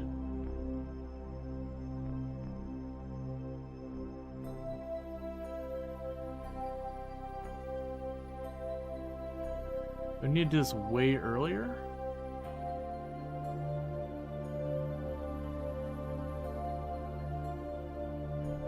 There we go.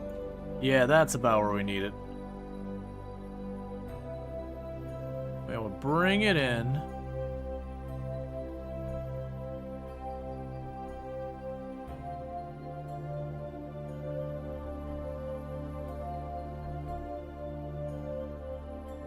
Okay, so with that, we can adjust our orbit up there. We just need to get to that moon encounter. It'll be not a super long burn. So let's get over there. Okay, SAS. It's gonna be relatively pro-grade. Let's get that sorted. But yeah, if we're going like right there where it's practically going to pull me into a little loop in my spot because of how close the orbit is.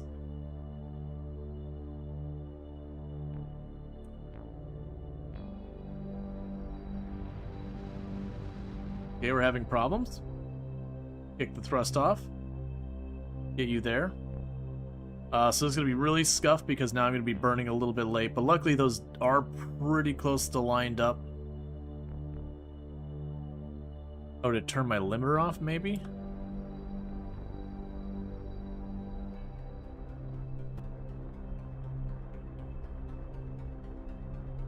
Drop you to about 38 is what we had you last time.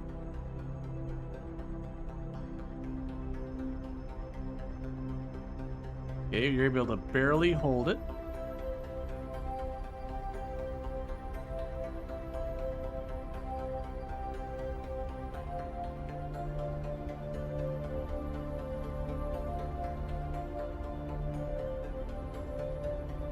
It's going to be a little off, we're going to have to tweak.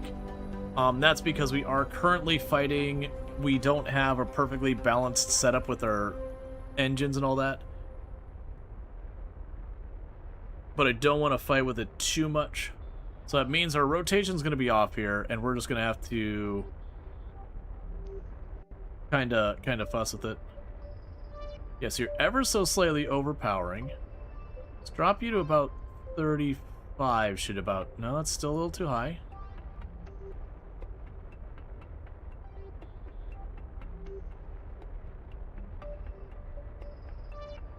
Drop it to about 33.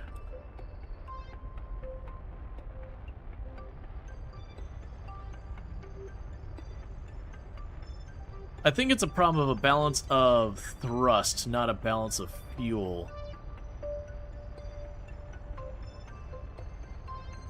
Which is why I'm adjusting the limiter and it's getting a little better. The big problem is this is a very late burn because I am doing it gradually. So what's going to need to happen is once we get past that point, I'm going to just have to like sit here and try and like twist it using the lateral motion. Oh, we have... I'm pretty sure... Did you just run out of fuel? Get out of here, man.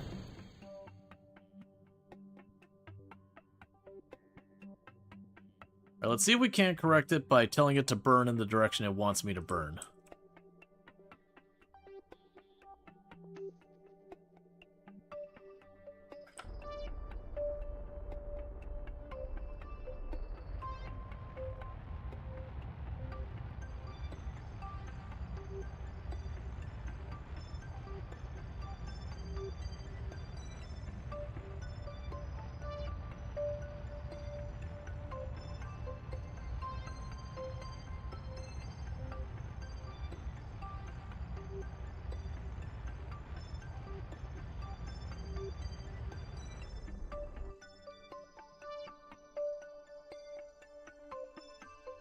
Okay, so we maneuver in just over a minute.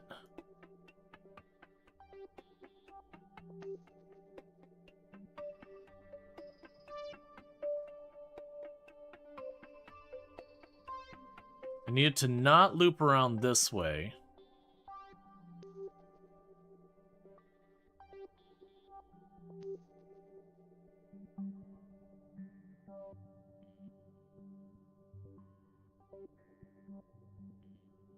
Alright, you have a good day at work. I hope you're not going to be too out of sorts with the sleep stuff going on.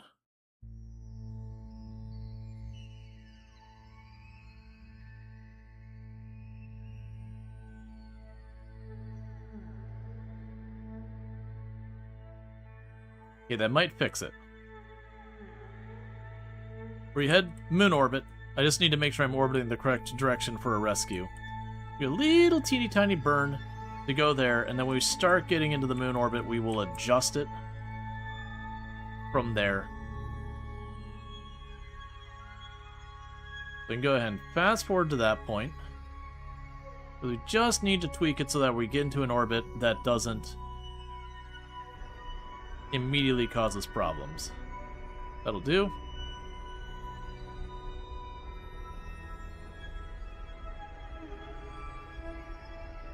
Wait, that's because of the lack of balance we had. We had a whole big scuffed thing to deal with. Because like I said, if I go this way, I'm going to orbit the wrong way around. I need to be orbiting this way. Yes. So we keep pushing this out a little bit more at a time.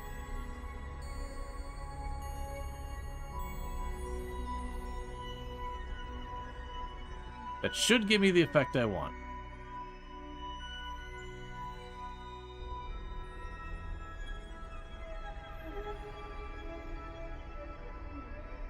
That should do it. Alright, so SAS off. We're gonna go way over here. There's gonna be a little bit of a cursed moon insertion. But this close to the moon, we're gonna be trying to like kind of rotate around weird. We can adjust our orbit on the way in. Right now, it's having me do all sorts of weird things when we get there.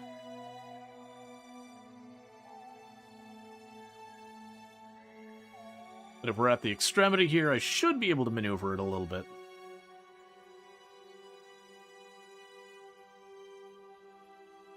Once we see the arc I'm actually going to have on the moon.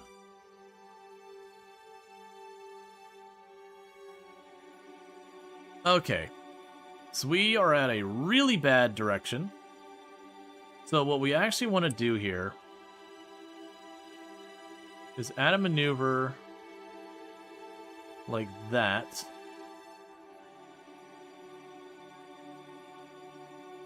So that'll give me the periapsis I need to not die horrifically.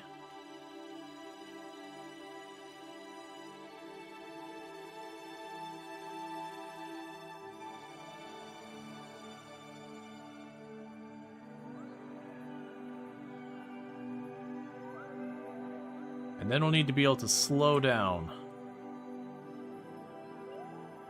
And what are we at for our positive? We're off by a little bit. But not that bad.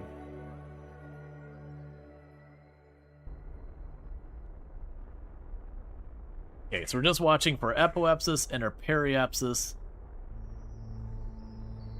to not be inside the moon.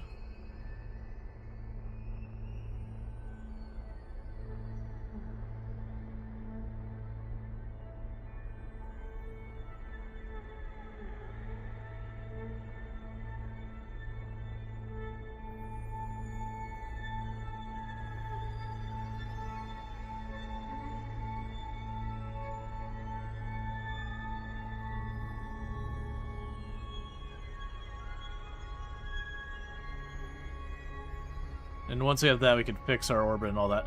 And thank you for the follow. Welcome to the stream.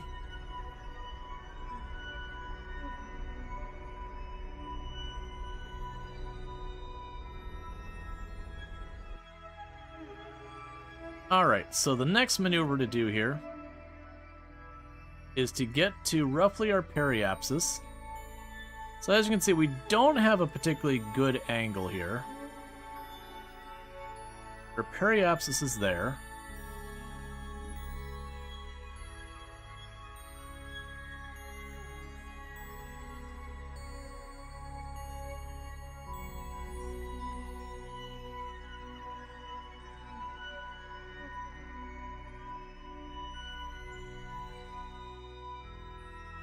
So the next move here is retrograde.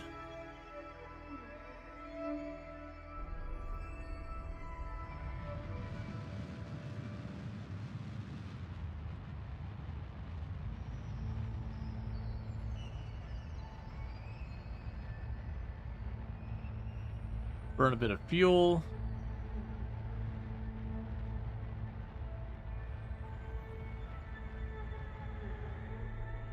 Okay, that's fine there. This next maneuver is getting here.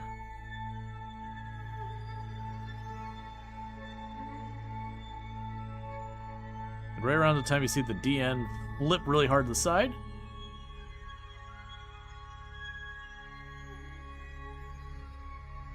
That's around the same orbital plane.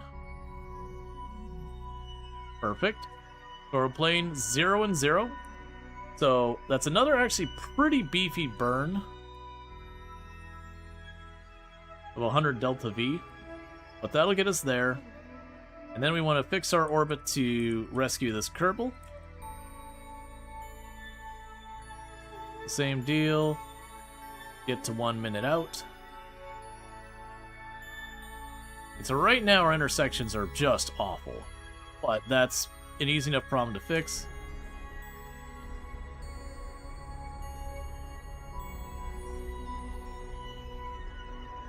Alright.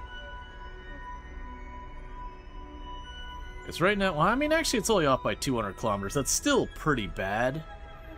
And that's with that... So it's 200 with it in the lead. And the wider our orbit is, the more we fall behind. So we're going to want to bring down our orbit a lot. Unfortunately, we're going to be on the wrong side for doing anything about it. So I think we just have to, like, smile, grin, and bear it. But honestly, that far much with having... Yeah, we're at over 1,000 MS going the wrong way. I think the reality is we're just going to have to grin and bear it and try and correct it on the periapsis. That's good. And we landed at 0.7 off.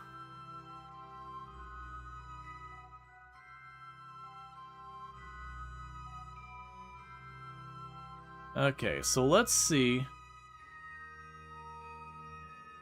if we add a maneuver here.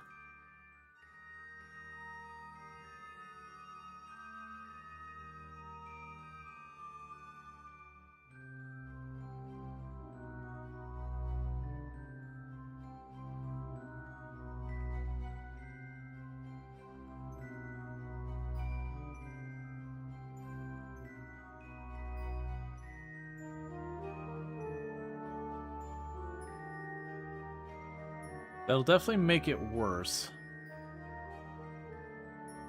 All right, let's do a rotation. So we're going to be at 198 kilometers if I change nothing. If I add a maneuver doing nothing,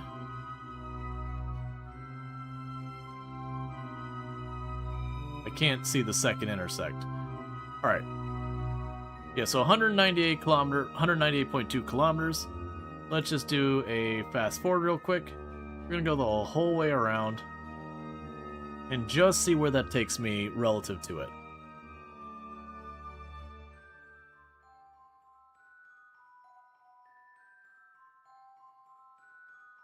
Because we're pretty far out here, so it's doing almost like an orbit and a half while we're going around. Okay, so it does actually get us much closer. So what we're going to want to do real fast, let's add a maneuver. It's going to need to be farther ahead. Add a maneuver where we slow this down a lot.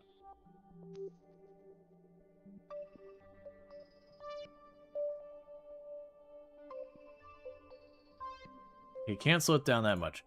Okay. So that does put me in the right place here for you to overtake me.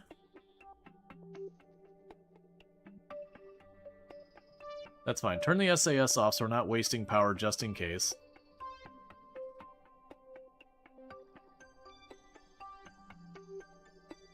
But just so happens with the way that orbit's going, it's catching up to me about 20 kilometers. RCS retrograde, we already know it's going to be kind of in that direction. So 174. So now's where it's the problem. It's going to be a massive amount off.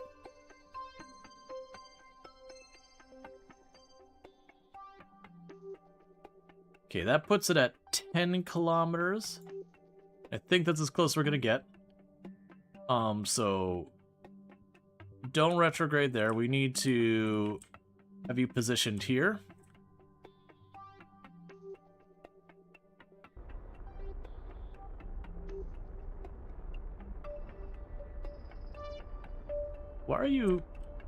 Why are you fighting me like you're so incredibly unbalanced? What is going on right now?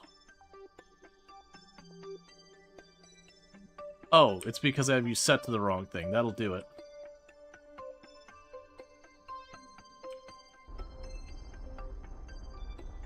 It's quite literally fighting me on it.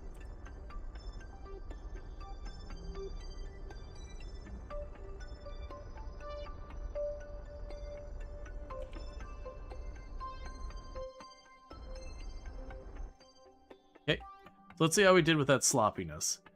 I mean, we got actually better than the results I was expecting because it was so sloppy, which amuses me.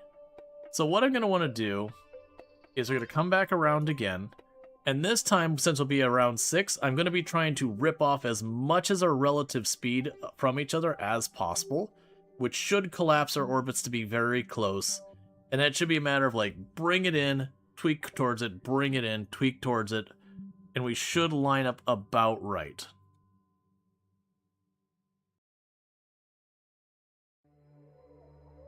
So target, retrograde from the target.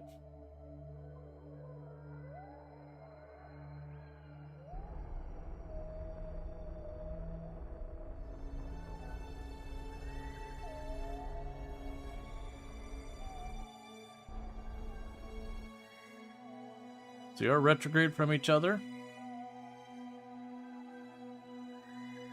Let's find where it's directly towards the target.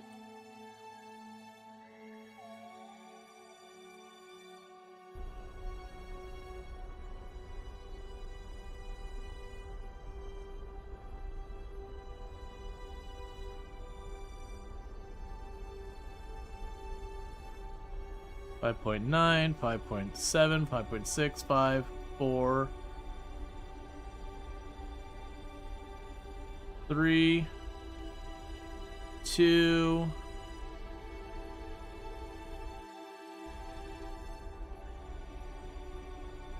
1. I'm not brave enough to go more than that. We're already dipping down to 12 kilometers from the surface. Actually, what is your... Oh, you are actually lower than that. Okay, I do have to dip down that far. 1, 9, 8, 7, 6, 5. That's more than close enough. Okay, so we're going to be dropping down to a distance of half a kilometer. We are going to be needing to be ready to retrograde our relative speed as fast as we can going there. Because otherwise we're going to, like, swing in and start zipping right back out again. But the goal here is to get ourselves under 1 kilometer from it and then start leveling ourselves out. We still have not quite 2,000, like 1,700 Delta V left. So we're starting to push our limit a little bit. I think we'll be fine, though, because we're not having to take off from the moon's surface. So it should be pretty easy to deorbit and go from there. Let's go and move to around here.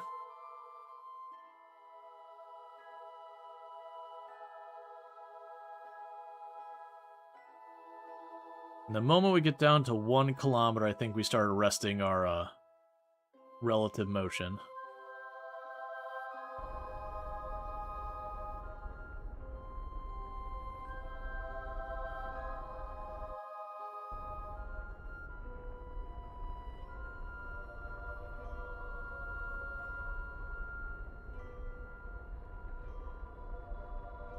Yeah, it should keep putting that off more and more. And if we look over here, we should start seeing this one get put off more and more. We should see the apoapsis start working its way down and shifting over to the right. Because what we're doing is seizing our relative motion to the capsule. But our relative speed becomes 0. Once we do that, we just hop over to our ship, have the person fly across, and then it's time for the return trip.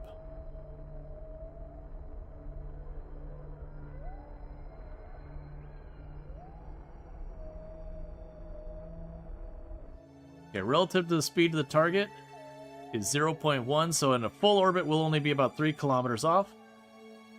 So all we need to do now is switch to this ship, do a quick save. You're going to EVA, which immediately starts you into a death spiral, hucking your ship out into the abyss. So now I just got to figure out where the other ship is relative to you. There you are.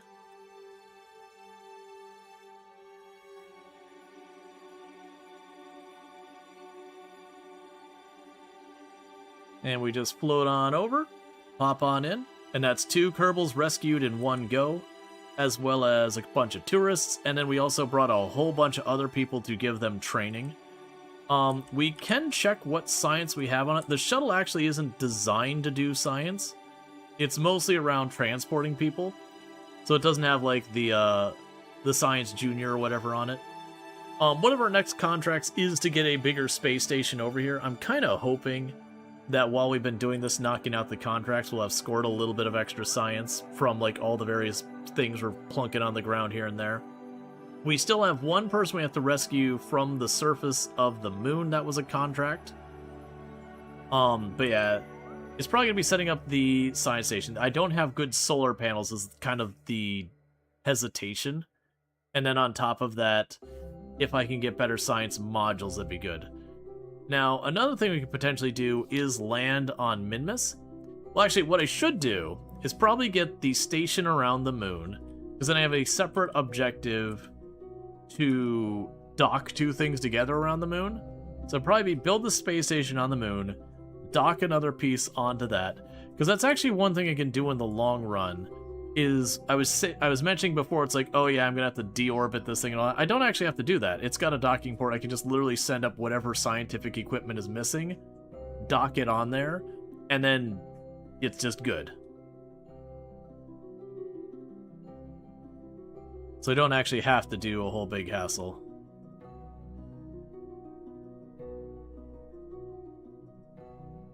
Alright. As you're about to format your Windows 10 system to install Linux since your system doesn't support Windows 11, what files are you going to inevitably regret not backing up? I mean, you've got the obvious stuff, like anything in your My Documents, My Games folder, like that whole user folder, you might as well back up, even though a lot of it is junk you're just probably going to bin in the long run. Like, a lot of the stuff you care about will be in there. With some games, they'll use your app data folder. You probably don't want to back up the entire app data folder. It'd be way too big. But there are a couple of games to do there. A lot of times I will back up a lot of the Steam stuff, just because you will get a bunch of stuff saved there. But again, now you're starting to get to like just way too big of files, which is the catch. I don't know what backup opportunities, availabilities you have. Okay, so let's see. For this, our new destination is home.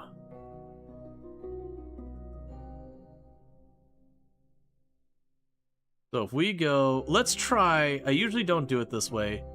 Let's try going where we just go here with the intent of just hucking ourselves directly into Kerbal orbit.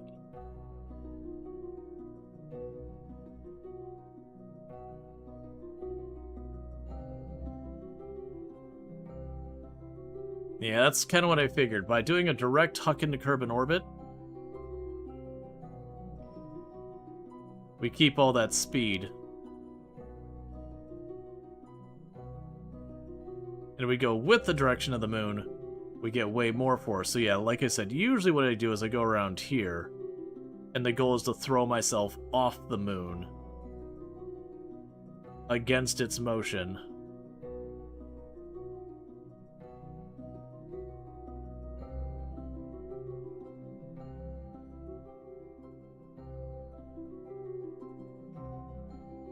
That should be good. That'll only be 200 fuel.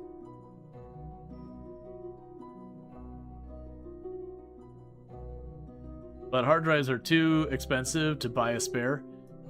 Yeah, I mean, you might be able to get a hold of a spindle drive. That's kind of what I use for a lot of my backups, is just a big fat spindle drive, because usually those are dirt cheap, because everyone wants, you know, everyone wants solid state. But in the case we're talking here, you don't need solid state. You're gonna like load a backup or whatever, and that'll be that.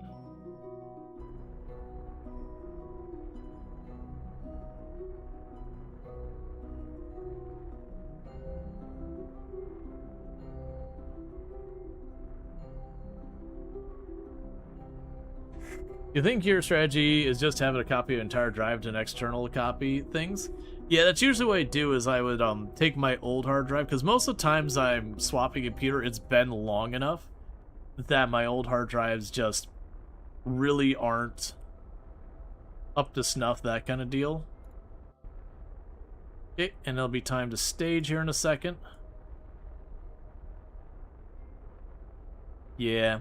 I mean, that could be your good unused old hard drives. It could be time to take one of those old hard drives and free up space on it. If possible. Do some housekeeping. I've had to do that a number of times. I don't have it right here. I used to literally have a stack of hard drives sitting here that, like, a lot of them are from really old computers and all that. Some of the really small ones I finally did ultimately get rid of, but you get the idea. Alright, and we are on our return trip now. We have done 2 rescues. And we got a bunch of tourists who want to just orbit the moon. They got their orbit. You had a ton you tossed them about a year ago. Yeah. Until they start to get, like, completely unreasonably small, I find it difficult to get myself to huck them.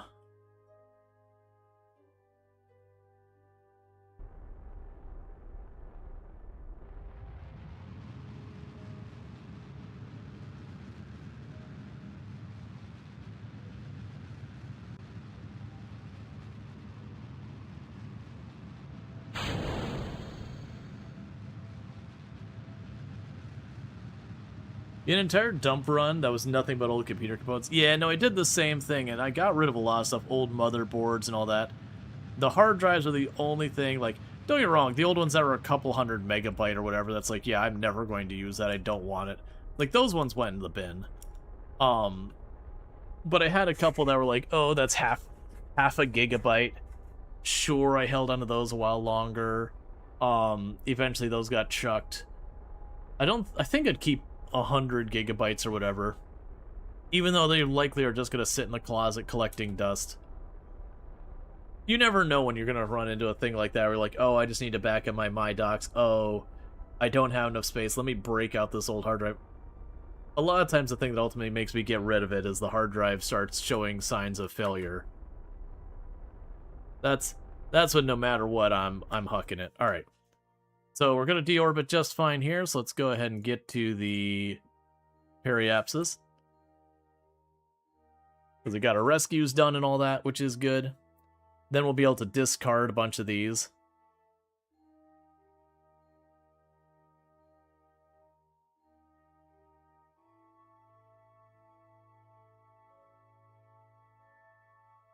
Okay, so the periapsis is 3 minutes out.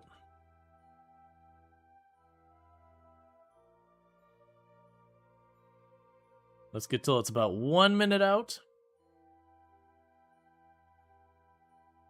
Then start our full burn.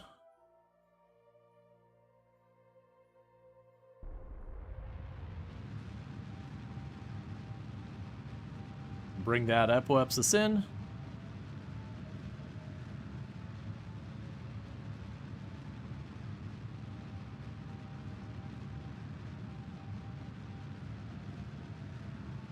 It would still be neat at some point to land this on like the polar ice caps or all that.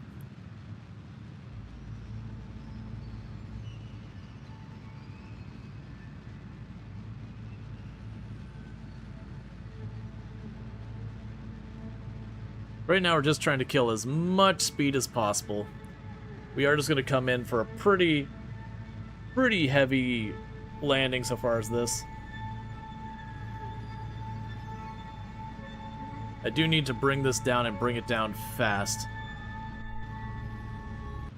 Because we're entering atmosphere now.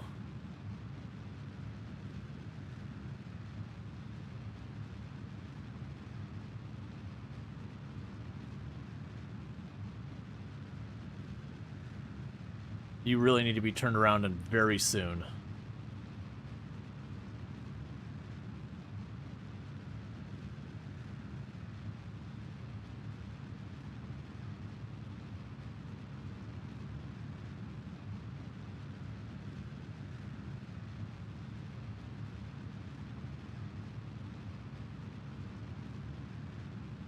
You kill the power, flip it over. If I don't flip over soon, we aren't going to flip over. Point the correct direction.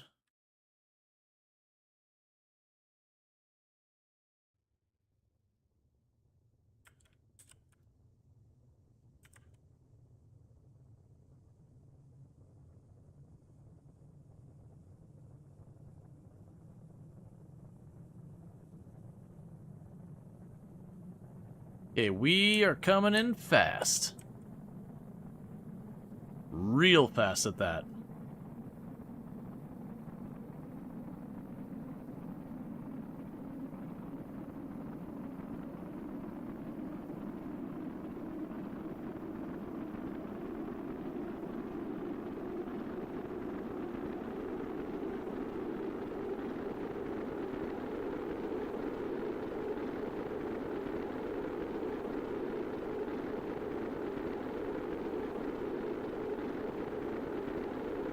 Yeah, since he made the adjustments, this has worked out extremely well.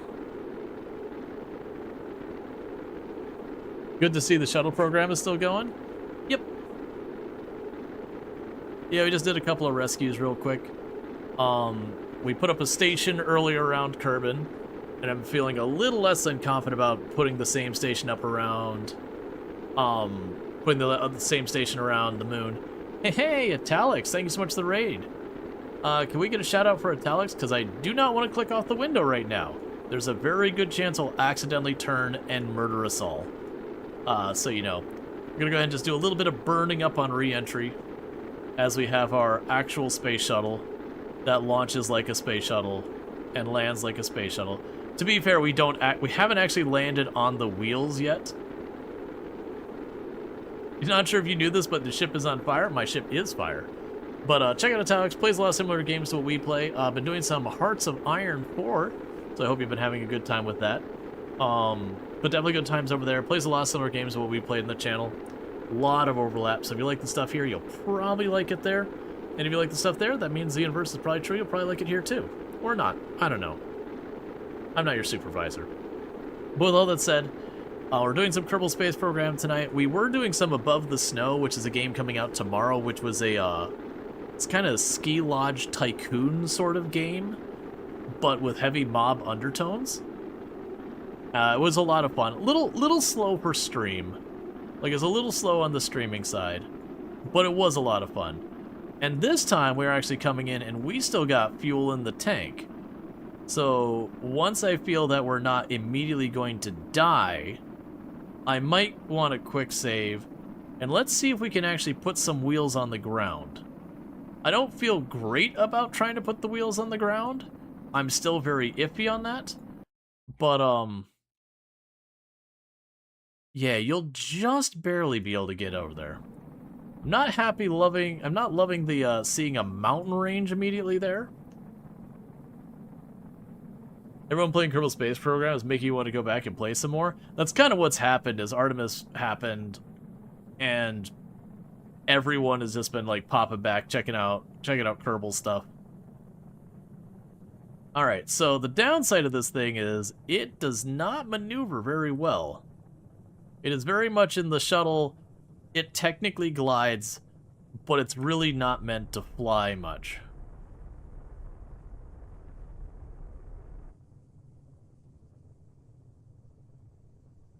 It is not a particularly aerodynamic craft.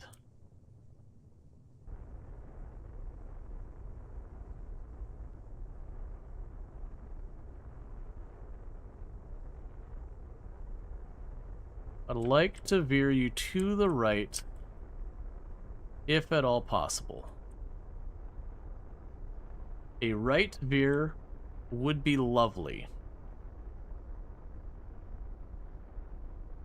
I mean, worst case scenario, this thing is absolutely covered in parachutes, which has been the, we're not coming in at a good angle, just get it down.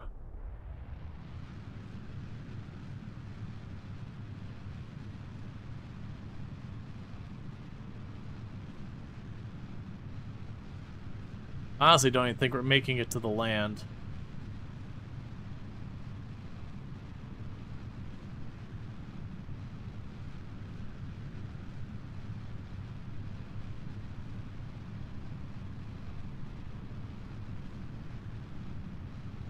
We have enough drag that even with the engines going full, we're definitely still just coming on down.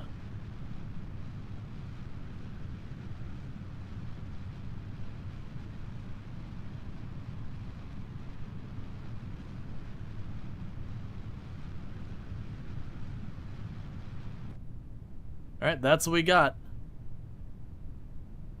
Not a lot of lift you're seeing? Right. Like the actual space shuttle, the lift is entirely dependent on going ridiculously fast speeds. Once you start bringing it in and slowing down, it just doesn't have enough speed to generate the lift that needs to stay up. But if we're looking at our orbital speed and all that, our surface speed, we are continuing to have that dive. It's just not enough for us to get to that land. That's kind of the thing, is I want to try to land it, but we keep coming in with these ocean lands, something like the planet's like 70% water or some nonsense. But, as a result, we just don't get that opportunity. Yep, we will not be landing in the water today.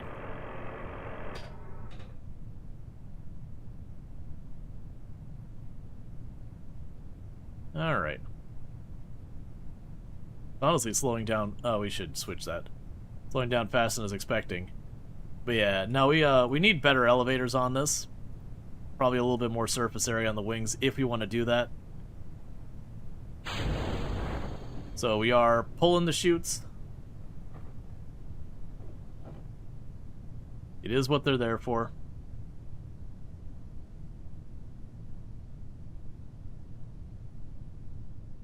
To be fair, if that landing was that is just straight up into a cliffside. So we may not have been landing there anyways. I was aiming for this shore because it looked flatter, but that's still looking like it might be a pretty good ridge right at the edge. Someday we'll be able to land on Kerbal, on our wheels, like the space shuttle. When I actually take the time to try and aim my landing versus just hit Kerbal, put it down where it goes.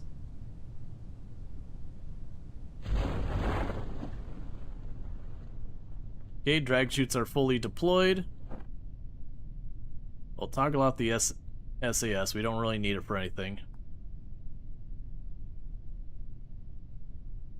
And then the big parachutes are, strung along the top here. So once the big parachutes pop, it should wrench it to be more of a flat. And if we want, we can cut the drag chutes to make it land flatter.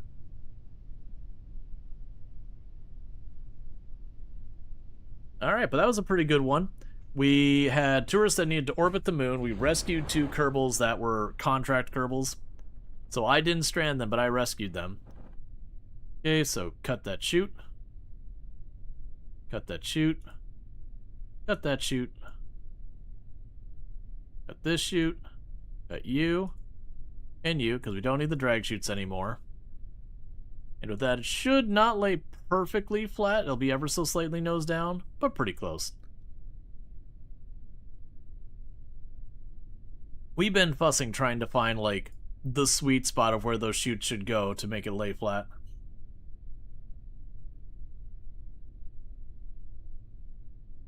Let's see, it took you an absurd amount of time for trial and error to get a workable Mark III space plane that could reliably land at KSC. Yeah.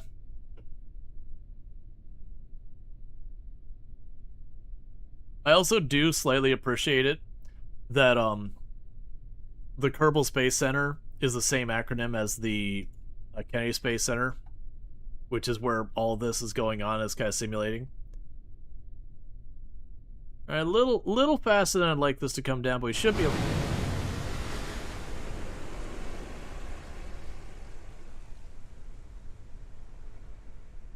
Well, I was saying it's going a little bit faster. Amusingly enough, it wasn't the nose that hit it brunt. It kind of just broadsided, and something just detonated inside of it. Alright, so let's see here. I wish you could sort these by, So that was the manual quick save. But did they survive? Most did. There was 10 people on board, and 4 of them didn't make it. So let's see, 2011. So that's 44 minutes. I really wish it sorted. Okay, so it's day... I think it's this one is the one we want.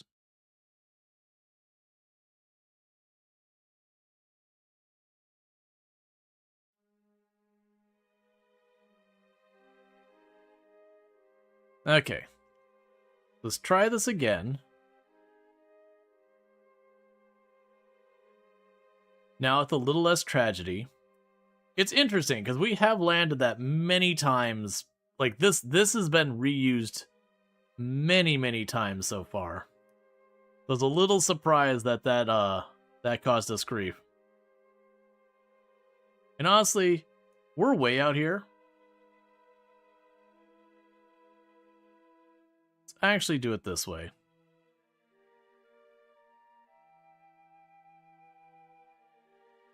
Yeah, no, sometimes Kerbal just releases the Kraken. You shouldn't release the Kraken. Sometimes Kerbal do that.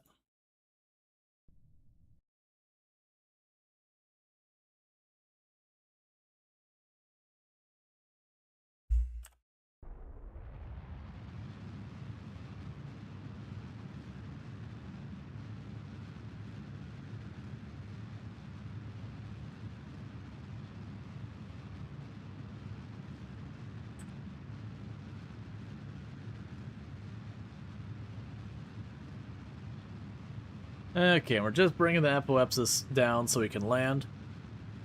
Once we've got it where we don't need to worry about, like, going into the atmosphere and kind of skipping out kind of deal, then it'll be good.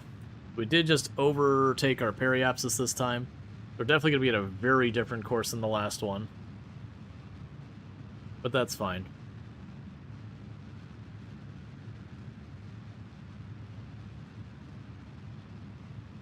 We got tons of Delta V to bring this thing in.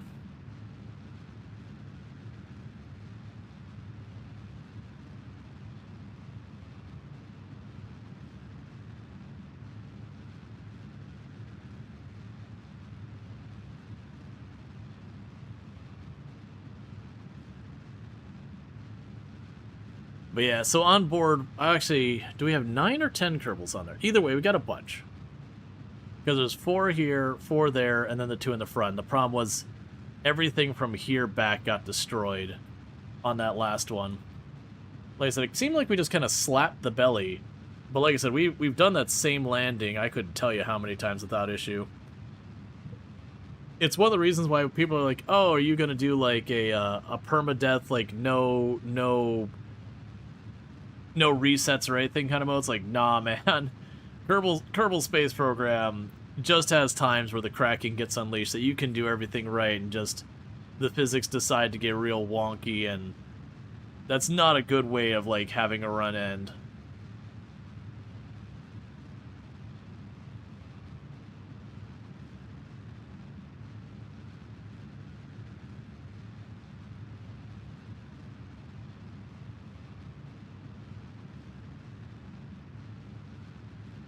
Yeah, no, I've done that one before, where it's like permadeath, but like only if what I'm doing causes it. I've done that kind of thing. All right, so let's switch you over. So we did ever so slightly escape the atmosphere one last time.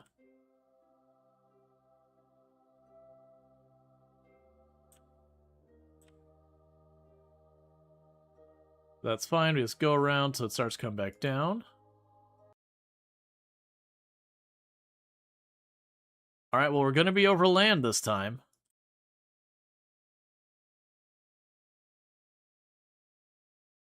We need to switch you to being up angle a little bit, so we can keep control of it, and so we can burn off a lot of speed. Stop fighting me. There you go.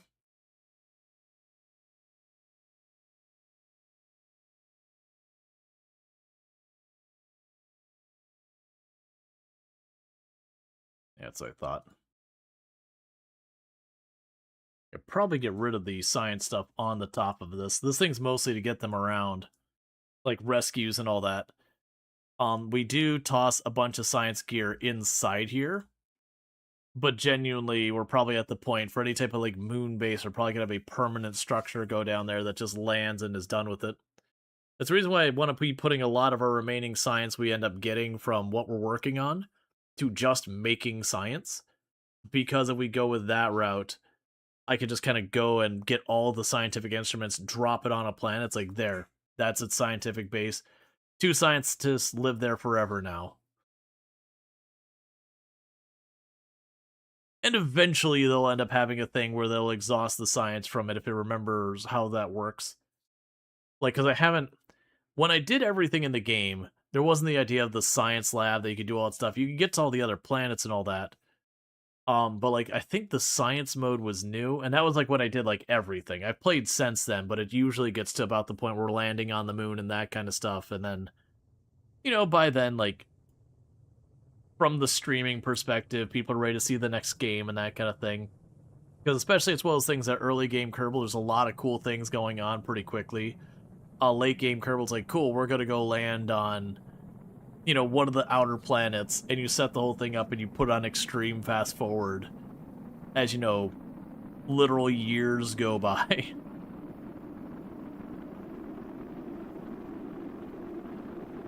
You're nosing down more than I like. A lot more than I like. I'm holding full back to try and keep ourselves up here. We're still probably more than fine.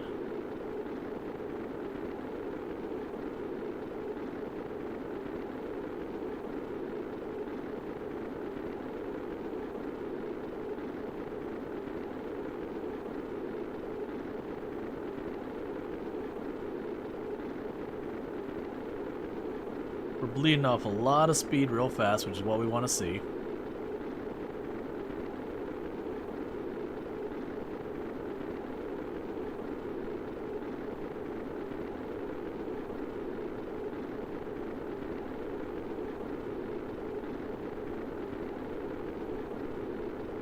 Okay.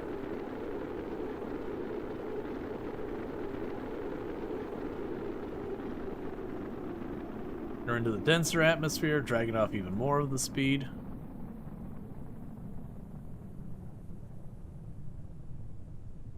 Getting a little bit of a wobble because of how much wind we're hitting.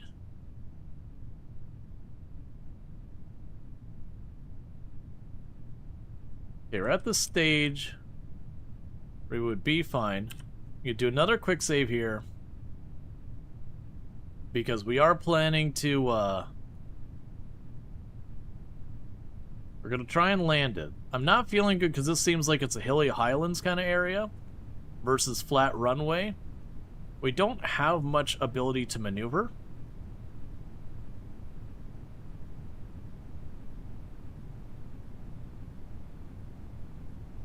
But I am down to see what we could do, because we're still slowing down relative to the surface a lot. I do have just a little bit of fuel in the tank to nudge us forward if we need a little bit more forward versus down. The big problem I'm having is we're just nosing down more and more. I just don't have enough lift.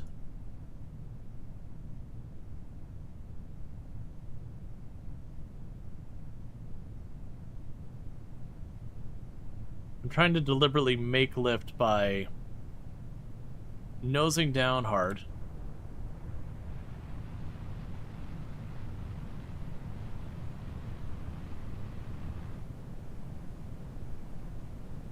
Bring that nose up, gear down. I do not feel good about this.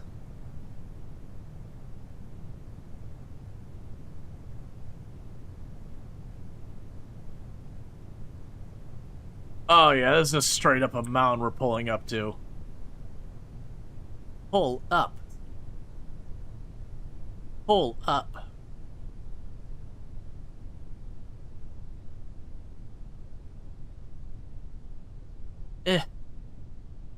Come on. More uppies.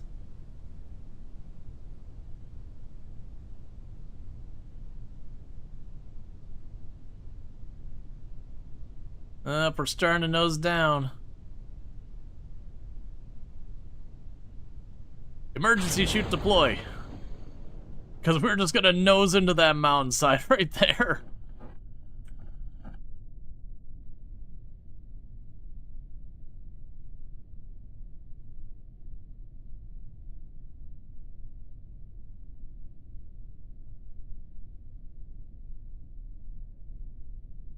And I am trying to hold back to, hopefully not nose in the ground. Alright. Brakes on. And, I mean, we're here, so let's go ahead and see if there's any science, see if we're in a new area. A little bit of science from there. Nothing to gain from here. Nothing to gain from here. Crew report here. Oh, well, quick save before we do the next part. You go ahead and climb out real fast. I don't know. Oh, you were in the back area.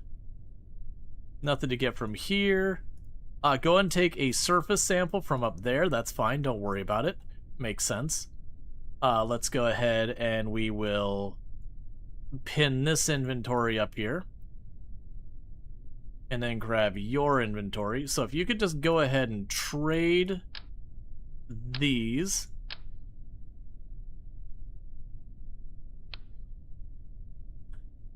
Go ahead and have you hop off real quick.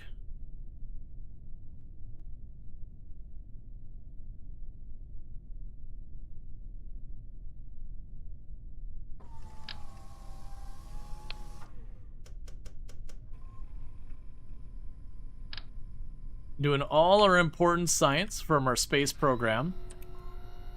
By that I mean we're just chucking all the stuff that was on board anyways all over the ground here.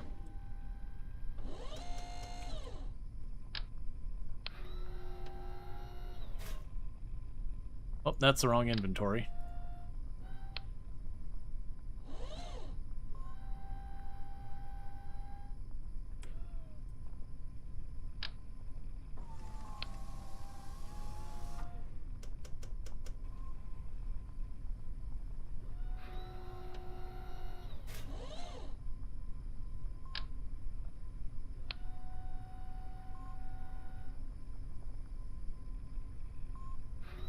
And thank you for the follow. Welcome to the stream.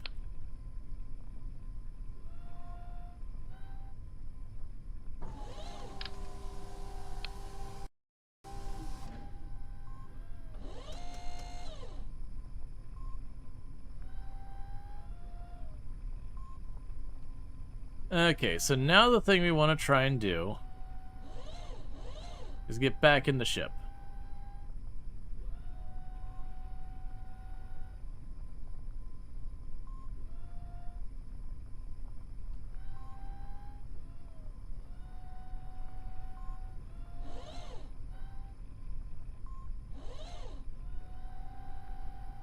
Ah, I was worried about that.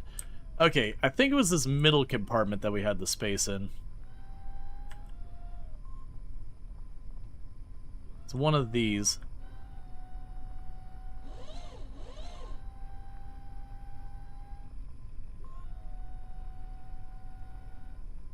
Try the next one. Alright. And let's recover. What do you think about Simple Planes 2? I haven't played it, so not much. Like, good, bad, or otherwise. I just haven't played it.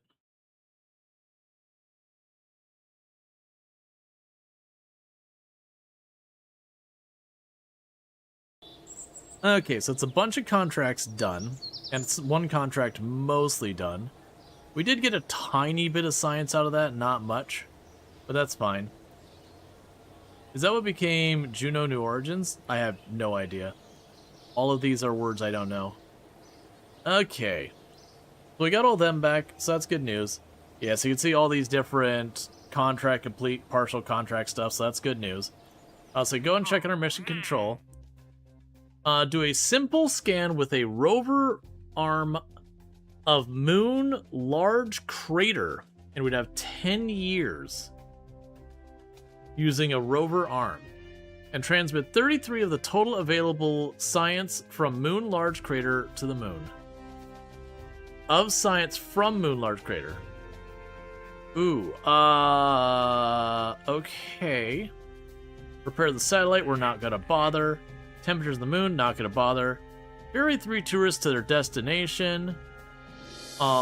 You want a flyby of the moon and of Minmus. I might tell them just to go fly a kite. Because these ones where you take the tourists, they pay really good money. Like, if you look at this, each one of them are going to pay out about 150,000, plus the extra one here for another, like, 50,000 or so. So the pay is good and the fame is good. But the catch is, so you want to orbit the moon, you want to orbit the moon, so all three of them want to orbit the moon and do a flyby of Minmus. We have 11 years to figure it out. I'll accept that. You want to do a rover to scan, find a moon large crater and collect data using the Crisis Light Scanning Arm. We suspect you'll find one of those on the Polar Crater, Southwest Crater, or Midlands biomes. I think you can do different objectives, separate launches before tourists? Yes. Yes, you can. Well, I mean, that's also fine. Doing a flyby of Minmus, I can go and get in the moon orbit and then slingshot from the moon over. That should be entirely doable for just orbiting, not landing on Minmus. That's 10 years out. We'll grab that. These other two I don't care about. The other two I'm not doing. Just doing survey stuff is a big pain.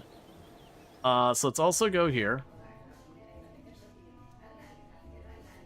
We'll worry about rescuing more later. Yeah, so you've got you two. Yeah, that's one to rescue. And you two are doing science.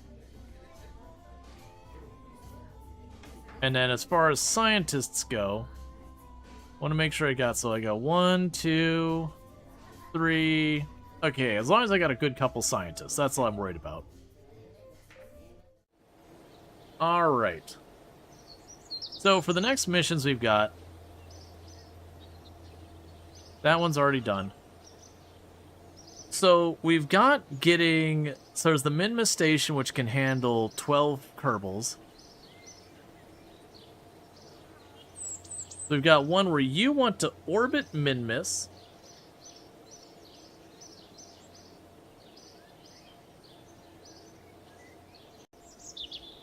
So we have solar orbit. We can get one that can handle at least 7 Kerbals.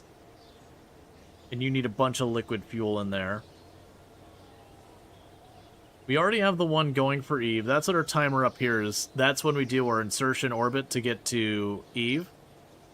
That's the one where we have to rescue one from the moon's surface. You want to fly by Minmus. Didn't we have one that wanted to land? Oh, we had two that wanted to land on the moon. We don't have a setup that can do the moon landing and get back. The big thing is I need more science. And to get more science, we're going to have to reach a new destination and all that. We've been mostly knocking out contracts. This rover one would be a way to get a bunch of science.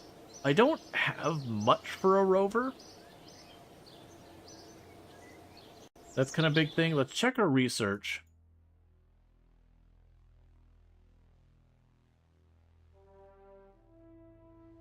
Yeah, so like the field science and everything there, that gives us the bigger thing for riding around. This gives me a lot more scanning stuff. We did get you here. Let's see about trying to get, I believe we had a moon station.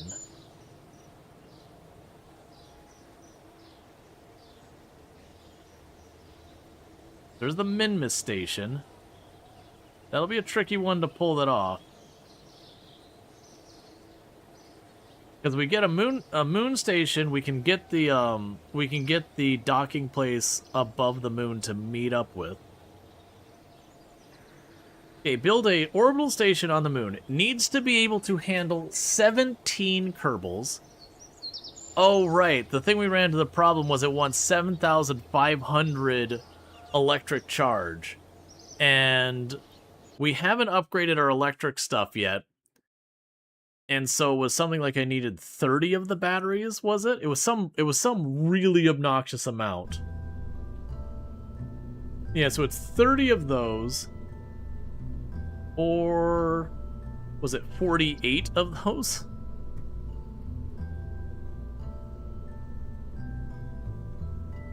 That's Minmus. Oh no, I'm sorry, not 48, 75. So it's 75 of these, or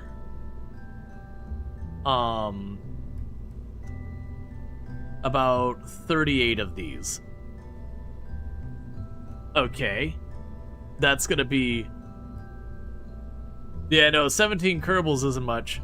Yeah, so this ends up not actually being that much weight for the batteries.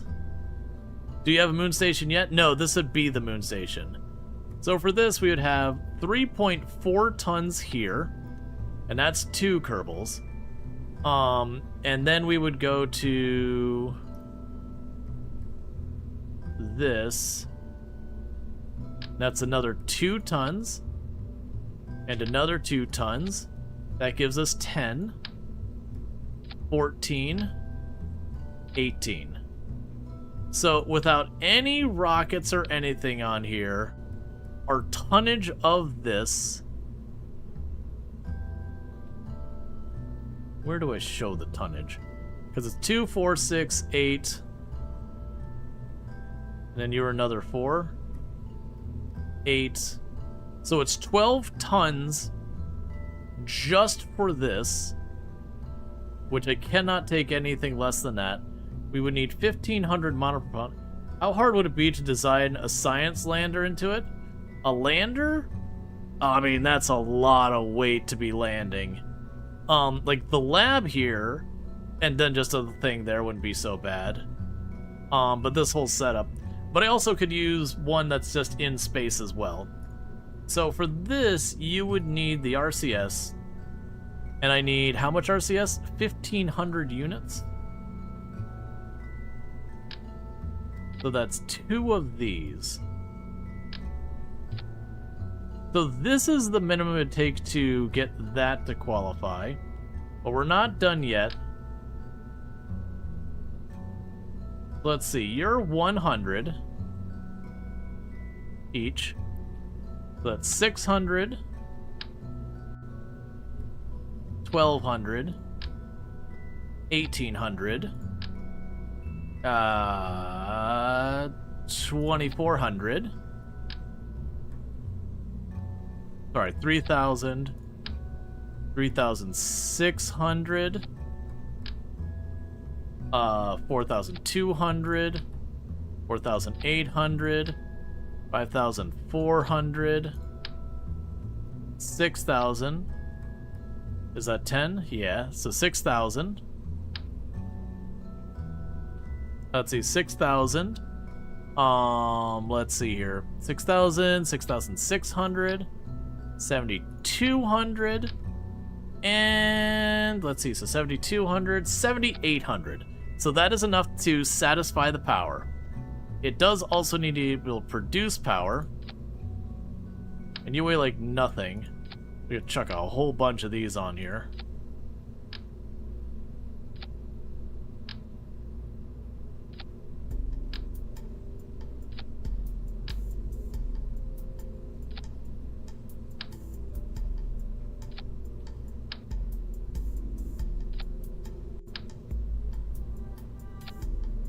Okay.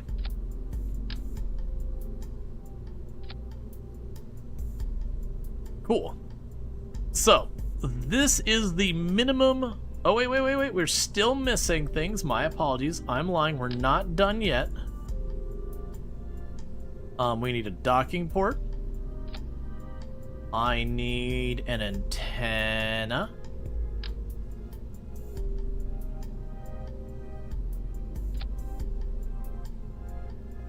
So you can generate power, you have a docking port, it must be fully assembled before launch, 17 Kerbals, 7,500 electric charge, 1,500 monopropellant, maintain stability, and have a stationary orbit around the moon.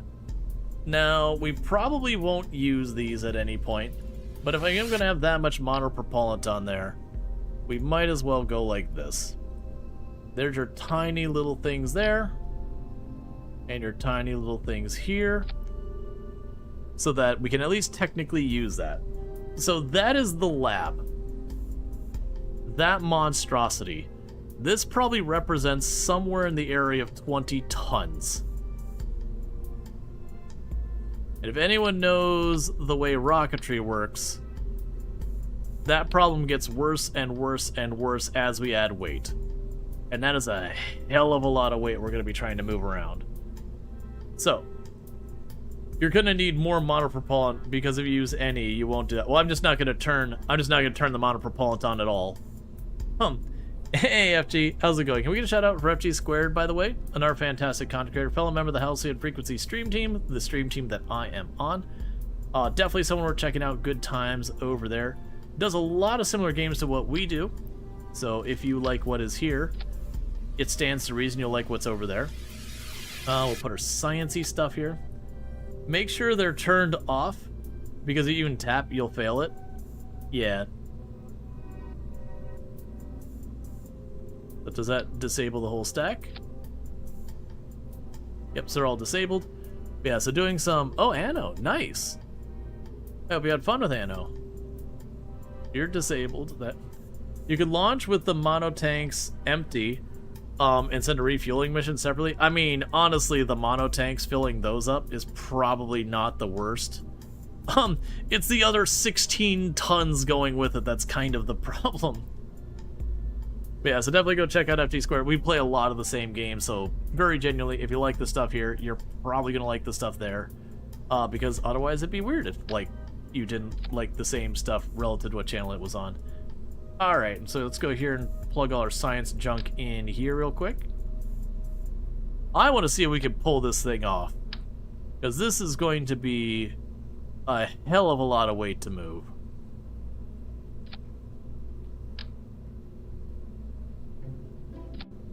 Get the barometer. Close you. How heavy is... We don't know the exact weight yet, so this will be all this. I still need one or two more things for all this. We're going to need the control wheel, and then from here we'll want... Where are you at? Structure. There.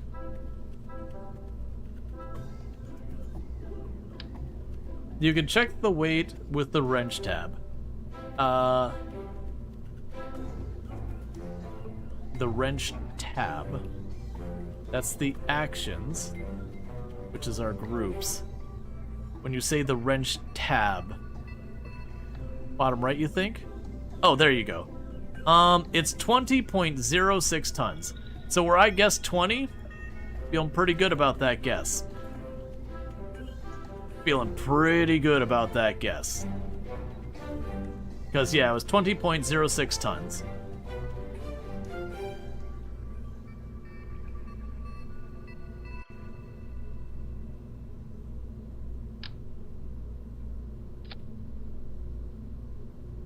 I don't really understand this one. Oh, is that the moon land? Is that the lander one? I can never remember.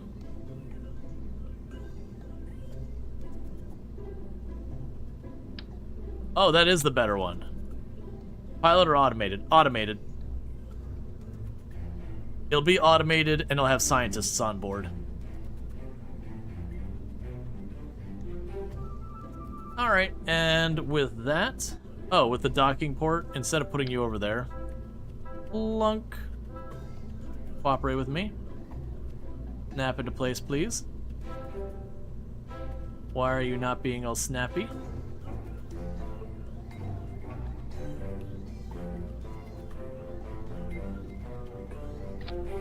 That's fine. There we go. Alright. So, we probably won't use it.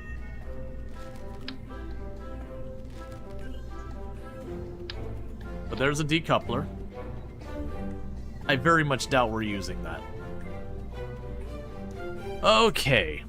So, for the moon, the orbit. We don't have to do anything landing-wise, just to orbit. For this monstrosity. Cursed moon base, well, moon orbital Mark 1. Alright, so that's the Cursed Moon Orbital Mark 1. So the next thing we're going to need is a lot of go. So if we set you up with our space efficient engines and we set you to vacuum, that does still give us 4,000 delta V in space, which is plenty to orbit the moon once we get to space. So that's the good news. If we can get this into space as it is here, it will go. What's the TM? Oh, this won't be able to leave. This won't be able to leave Kerbal. If we put this on that, this is the in-space stage. So we need to get this into space now. That's the trick. I am going to go with, what if it was over too much, like just too much going on entirely. So we got our hydraulic stuff here. You really should reduce the fuel in the last stage. I can. Maybe.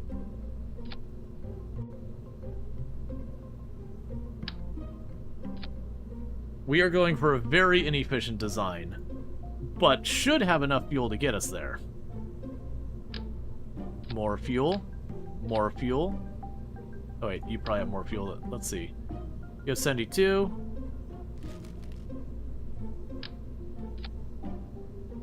It's a bold strategy. Actually, this will be weird. I haven't tried this before. Oh, that's the one that's not leaning. So let's go here, grab rotate.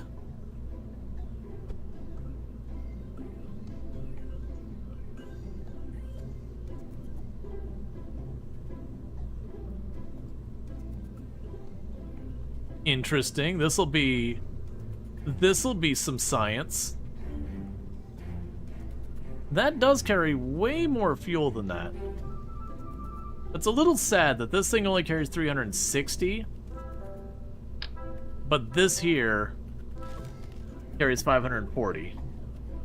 So I'm a little disappointed that the one that looks like it fits on here better is so much worse from the fuel capacity standpoint. Alright, so let's go ahead and we can go here to aerodynamics. So sadly, it's still going to have, like, that nonsense, which is a little... The second one transitions to a wider size than the first one, yeah. It's a shame. We don't happen to have one of those at angles, do we? I'm pretty sure we don't. It is a shame that this, I'd have to go like this. Oh, do you have fuel in you? Why are you giving me, like, the fuel icon?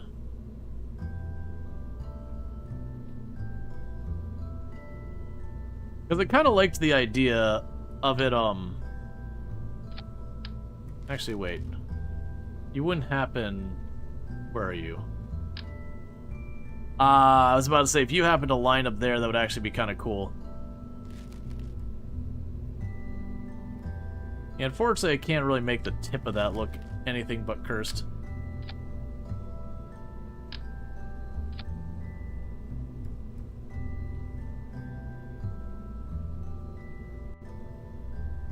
And then still have that on top. Sadly, it wouldn't line up right. So now we just need aerodynamic. Put the cone on there. Alright, so we got our big solid rocket boosters. I can't imagine we'll want to do a whole lot with a bunch of these. The long spear thing is offset. Yeah, this is offset as well. But if it's because it's a bigger size, it would be inlaid, and it's too big for the offset one. It's too big for this one. So it is kind of a bummer it works that way. So I won't be able to line it up to be along the rocket's edge. To be fair, if I do that, we'll probably have a bad time. So now we have our main burners there. We will kick on everything at the same time. Is it the same size as your main tanks? Is it? I thought it was a size smaller. We'll double check that though. No, well, I'm pretty sure it's not the same. No, it's a size smaller. It's close, but it is smaller. Fuel lines from here in. And then we will need the ability to steer. Okay. So this has us at sea level being at 2,800. And then when we get up to vacuum, we'll have 4,000. Do you use ToughX? If that's the name of a mod, I am running vanilla. I generally prefer to run my games either modless or pretty close to modless in most cases, but in this case we are completely modless. And then we need more uppies.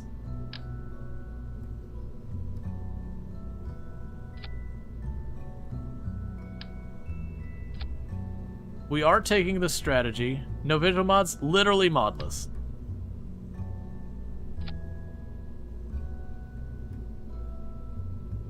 Like, no, I don't count that mod. Literally modless.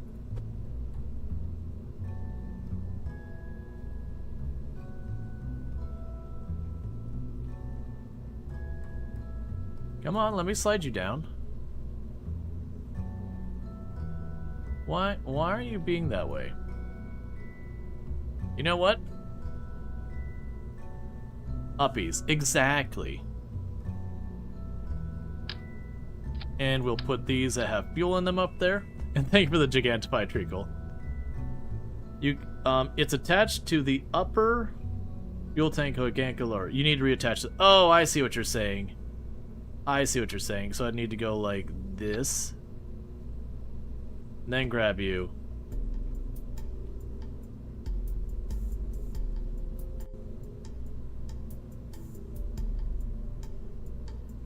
I'm a little dubious of how that's hooked up, but we'll try it. And then we want to go here and bring that fuel over. And so let's grab all of this together. You'll need to bring that stage here because you'll run out first. So that's claiming that we only have 857 Delta V at this stage. With a TWR of 1.54. That TWR is going to go up very rapidly as we start expending all of this fuel. Which then we're going to kick this off, and we should see that go up. So somewhere around here we'll be crossing. So if I were to guess this first stage will be at sea level-ish. The second stage, we will be kind of in that, like around this area would be my guess. So that'll give me about 2,700. And then this stage will be straight up vacuum. So if we do our math on that, we're probably talking somewhere in the ballpark of maybe 5,000 or 6,000, well, probably about 4,000 MS to get that thing. 1 second. Get that thing from Kerbal to the moon once we're clear there. So now this is definitely one that we're not going to just sit on the pad. It'll die.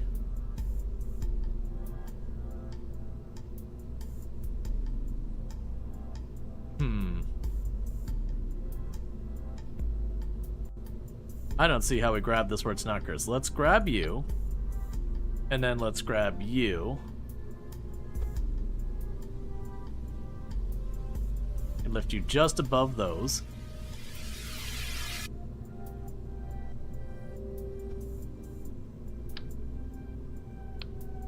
And let's get it closer to the ground. Okay, so we can go about that far.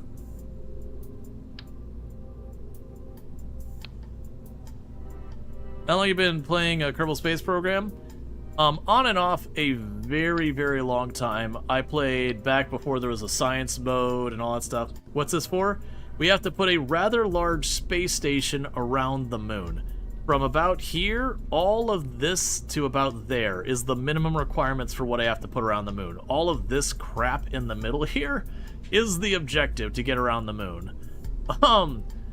Which is why I'm have to like overspec this whole rocket, is we're basically moving a city up there. Alright, so save you, and we'll see how this goes. I expect at least some failure. Now, I don't need to do anything special with the moon. Do you have the 6K liquid one for the contract? No, this one I have the 7,500 battery. Oh, wait. I need to put 2 scientists on here. I do have an antenna. And we're going to need to put a lot of struts. I should have an antenna on here. Yeah, there's my antenna. So we're good on our antenna. Meanwhile, for the people here, so not Bob. We keep Bob. So you are on board, Bonnie. And welcome, Keldon. Is this the job you wanted? No? Well, that is unfortunate.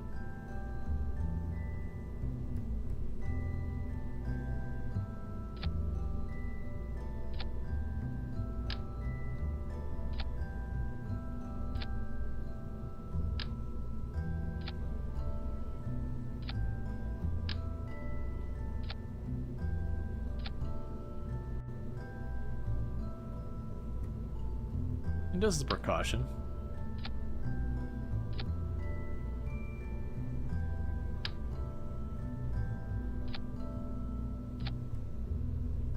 Heh. That'd be bad. I see, you're obstructed.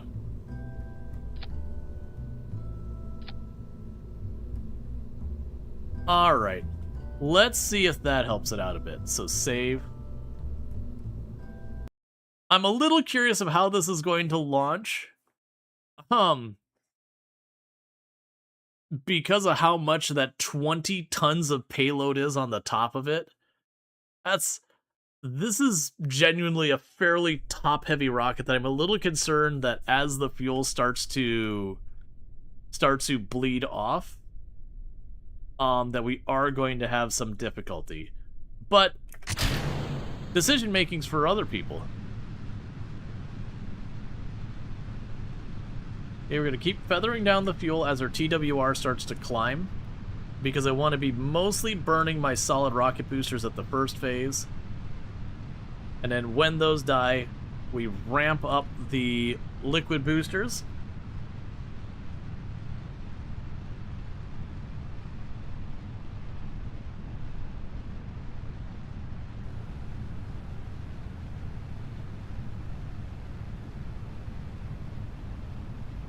This is a lot of fuel we are burning very rapidly to very, very, very slowly.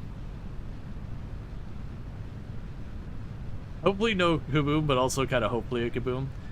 I feel like this wouldn't be the most satisfying. I liked the kabooms back in the day where you get like the giant rocket with like 30 boosters shenanigans and you'd watch it slowly start spiraling and it just twists a little bit faster and a little bit faster and you're like, oh no, I know exactly where that's gonna go, until it eventually rips apart. And thank you for the raid. If we can get a shout out here, I need to quickly deal with stuff. I should not turn. Is everything intact? Are we okay? This is not promising. This is not promising. Oh, wait. We might be recovering. We might be recovering. But we had lots of explosions, but it seems to be okay. And playing some Kerbal Space Program as well. I hope you had a good time and whatever you got up to in Kerbal. You spent 4 hours or so trying to make a giant tanker into LKO to your space station to dock it. Gotcha. Yeah, we are full spend. I'm willing to bet we didn't burn all the fuel in the cones on our solid rocket boosters. Yeah, everything seems intact. Everything exploded there, but it seems okay. Let's start backing off the fuel on a big deal. We need to get to orbit. We don't need to just launch out into the abyss. Might have been one of the solids that exploded. Yeah, but usually it's both what it hits and itself that explodes. That's the only reason there's the confusion. It's like, okay, nothing's missing. Okay, let's start arcing it this way. Because we're going to give up some apoapsis to try and get our orbit going.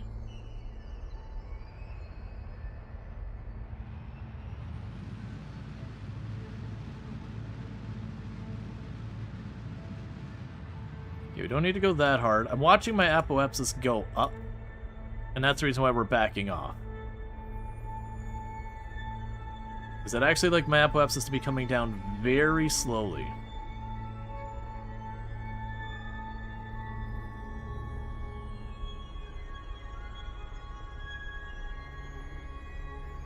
Yeah, no, that's the confusion, is like, okay, what is missing? So let's make sure we didn't, like...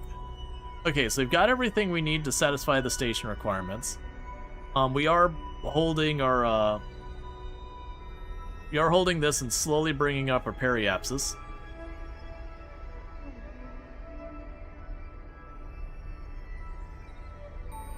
Let's get it back onto the horizon line as best we can.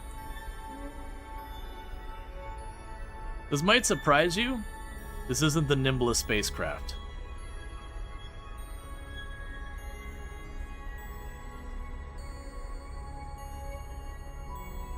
No, I have fuel lines going in here. So this is still full up. So until these are fully expanded, we're fine. That's actually why it's showing as part of the same thing, is it's treating all of that like it's one big fuel tank as far as this one's concerned.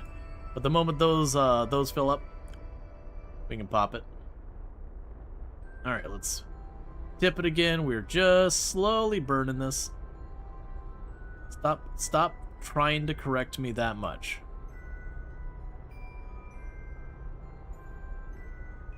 Ease up the throttle even more. The good news is we still got a lot to go. I've got over 4,000 delta V to do a moon orbit, which is way more than plenty. I've only got a little bit more I gotta spend. Honestly, one moment. Shut it down. Shut it down. Shut it down. Shut it down. Ramp it up. Because the Poodle will be a way more efficient engine than that. Our TWR is going to be absolutely abysmal. But it'll be efficiently abysmal.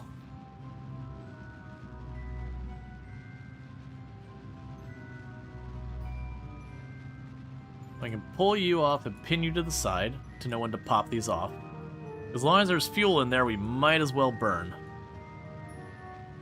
Even if it's a lot of extra weight this poor little engine's having to shove around, it's extra weight with fuel in it.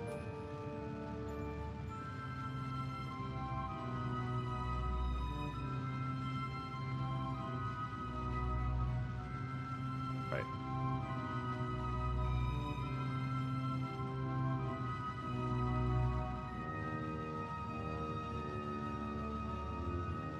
Little engines love fuel.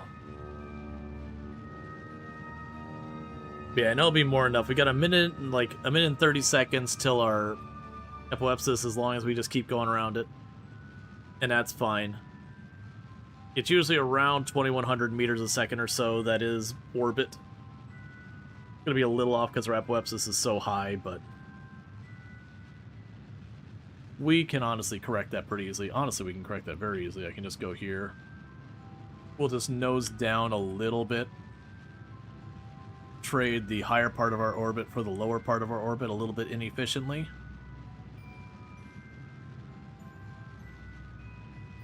Okay.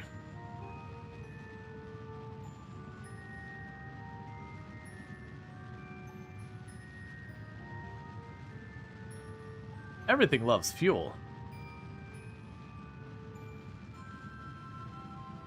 Okay, the game has detected us as being quote-unquote in orbit, even if it is a an orbit that would horribly decay if we kept it.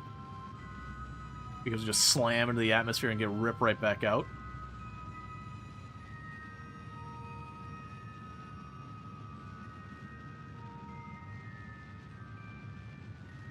Yeah, now to be fair, like, as a content creator who doesn't, quote-unquote main Kerbal Space Program, getting a lot of that later science usually takes a bit to go. Alright, so we're here. That's fine. Our target is the moon. Let's go to around here, add maneuver. That's not the right place for it at all.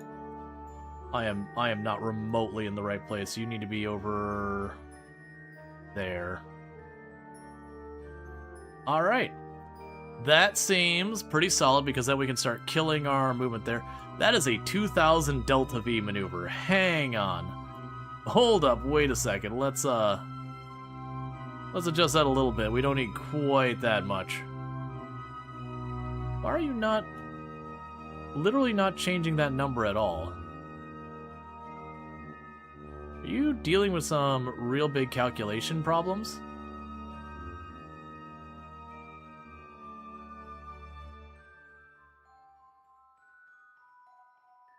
Well, no, this is for a contract. I'm doing this for a contract reason. So I don't choose the destination. The contract is determined.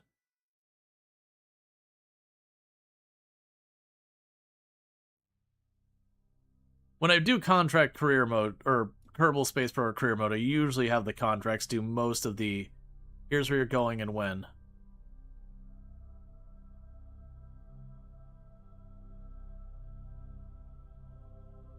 Okay, that should be a solid one. Alright. So we've still got a pretty good burn. It is going to be a massive 7-minute long burn. But isn't the orbital contract for that? Oh no, 1 second, hold up. Hold up, okay, no. So I do have this one it'll satisfy either of those. So, okay. Panicked momently. I do have a separate Minmus contract, but we're doing this one. The good news is that does mean this one will satisfy the other one, assuming I can keep the liquid fuel high enough, because we are actively using that liquid fuel to get our destination. But we'll see how this one goes. So with that, a 7-minute long burn is a heck of a burn.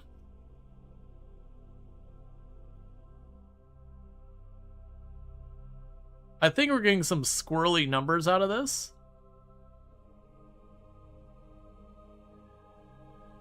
Yeah, I was going to say, I think we're getting some squirrely numbers out of this because of all that. Right. And the reason we have such a horrible TWR... Actually, you know what we could do? Turn these back on for this stage. There, now it's a 3-minute burn. We're still 7 minutes out. I'm a little concerned about...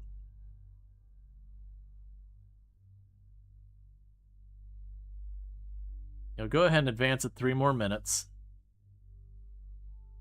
So my concern is if I were to just blast it the direction it wants right now, I'm going to have the problem of I'm going to be blasting towards the planet, potentially hitting atmosphere and causing grief.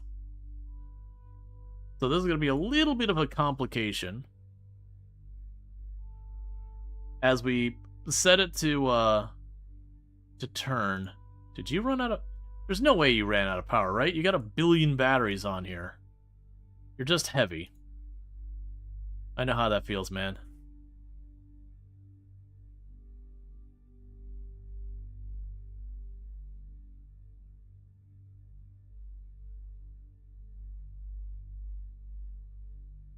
So we're going to have to make some corrections. Our whole situation here is going to be a little off.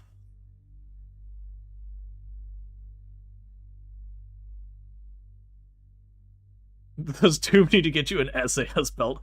Just have a belt with a gyroscope in it to help you adjust your angle.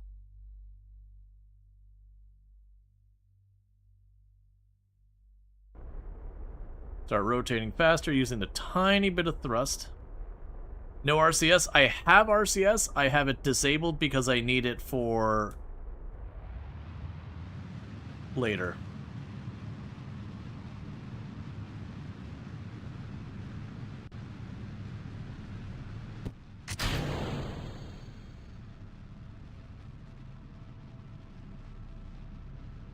Okay, now we're starting to come around. Let's start correcting our direction to actually be where it wants it and not just orbit bigger.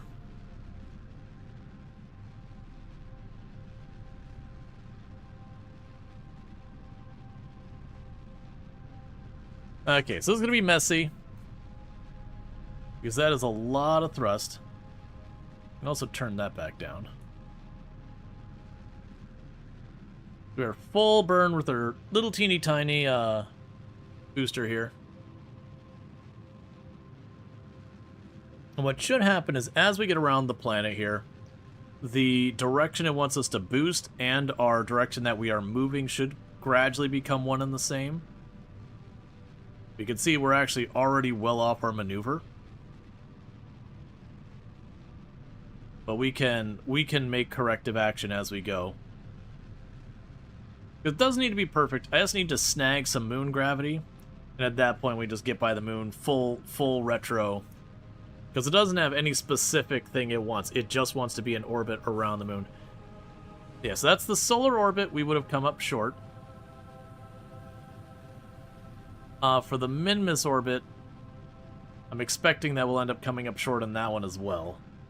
But the beauty with the Minmus orbits, I can get rid of all the RCS stuff to save some weight. And we can get rid of some of the capacity for Kerbals to save some weight. So actually this one will probably work for the Minmus one. We'll just yoink the extra overhead off of the entire rocket setup.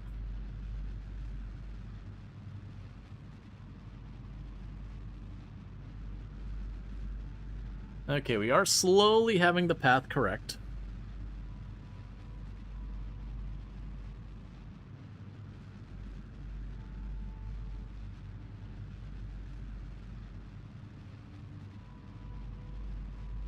And to be fair, the payload is 20 plus tons.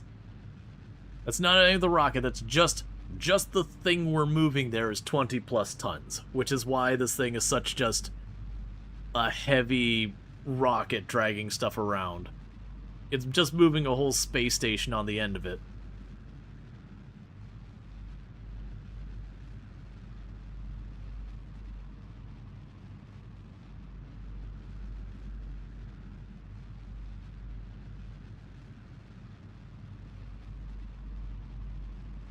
You still have enough fuel to count.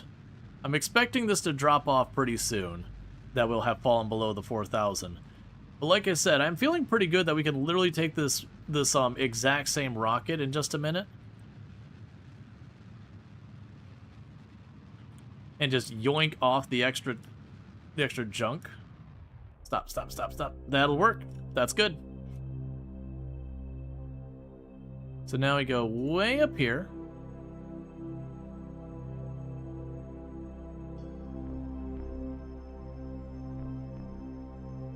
And then we just gotta correct our orbit. We're just gotta correct our stuff.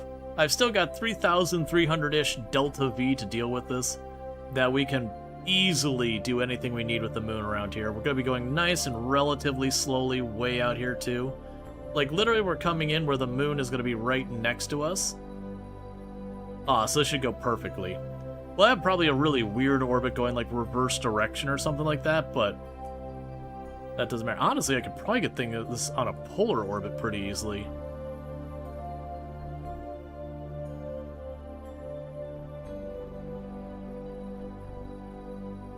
Okay. So let's go here. In retrograde, I'm not too picky about when we go and do this. We're gonna start bringing this thing in. Oh, I can go ahead and that's just an escape pod from saving someone that has no purpose. We already did that contract, I just haven't cleaned up yet. So I figure if we can keep doing the science, we put this thing on probably, well, it doesn't have a return vessel. That's one of the key aspects. This thing can't do a return. Like, when we're done with this, people are climbing in, and we're taking them away. Realistically, it'll stay up here for a while, and I'll eventually add in our chunk with any other science modules we get.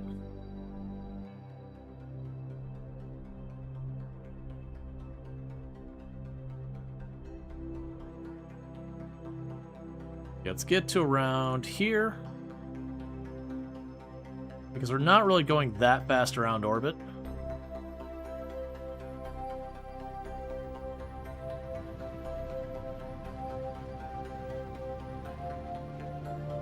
Let's burn a little bit of Delta V to get ourselves into an actual orbit here.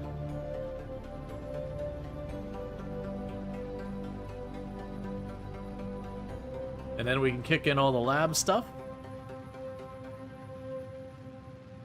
And this would still have 4,000 units of liquid fuel. I do suspect, like, I'm expecting that to tick off any second now. But that's for a different station.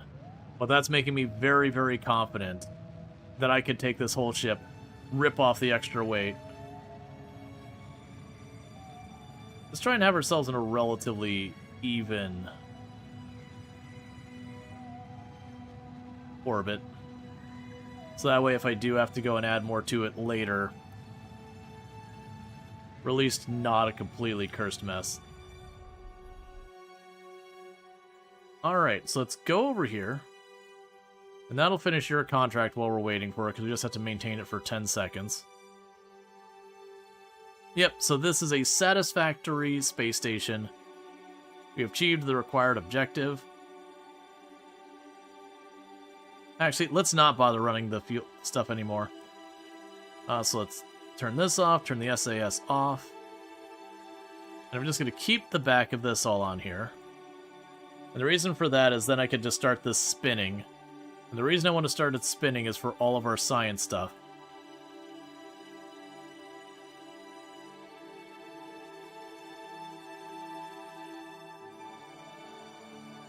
So conduct mineral study.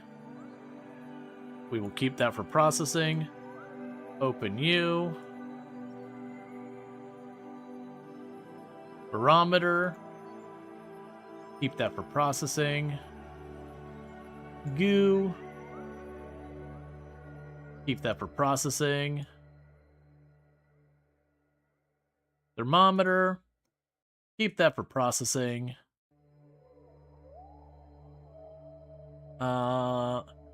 Level up the crew. There's no one on board ready to level up.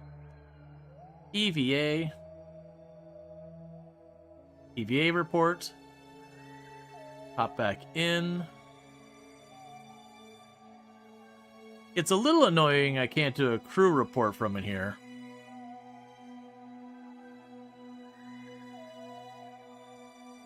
Alright. Review data. Keep for processing.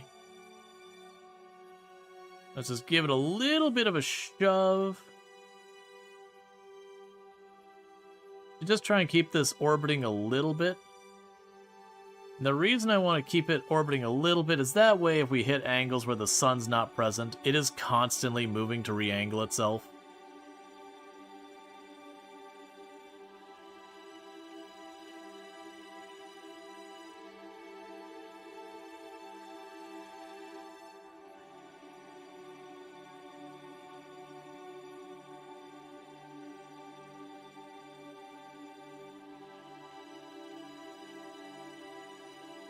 How much fuel do I currently have left? I have about 4,050. So we would have come just a smidge under what was needed if we were doing mid-miss. Oh yeah, no, I've definitely forgotten the solar panel. You know what? This is just going to keep fussing around here. At this point, you're already in place. Oh right, it disabled all the...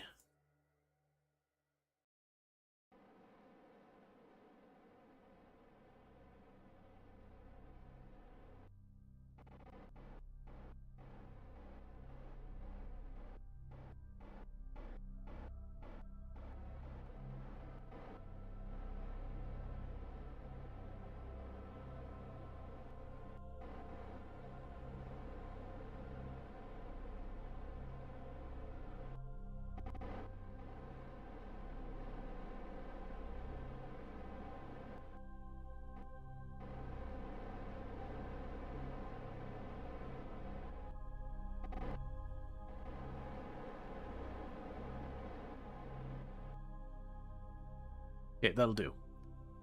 Alright, so now, start research. So that's going to generate me about 2.1 research per day.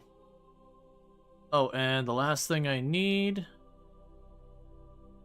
Where is your antenna? There you are. Extend.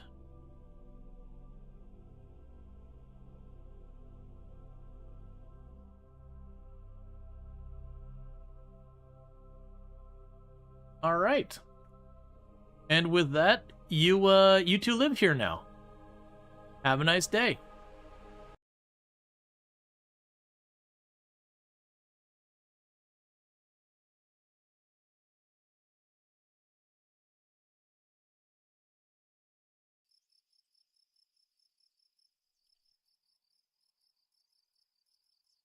Okay. So let's quickly take a peek at our junk floating out in space and clean out some of our extra stuff. And also let me hit some buttons real quick, because we don't have super much longer of stream. We're not ready to wrap up quite yet. But the ad would come about right at the time I'd go to end stream. So if I just knock it down the road a little bit longer, that means then you have to deal with it. Alright, so we already got the person out of this one. So I can get rid of Uran's craft. So let's get you gone. And then we've got Edrin's craft. Get you gone. And the rest of these all matter because we got this rescue from the surface of the moon. I have no idea what that symbol is.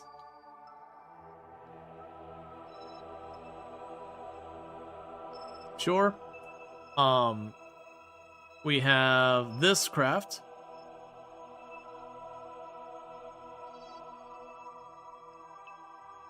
You're probably going to run me into problems. I'm expecting to send this to Eve and then not have control anymore. We actually need to check that. Are you still good? I'm a little worried about this satellite dish starting to drop down to Eve and just losing it. Because it's old tech. We have very poor signal, but it does still have signal.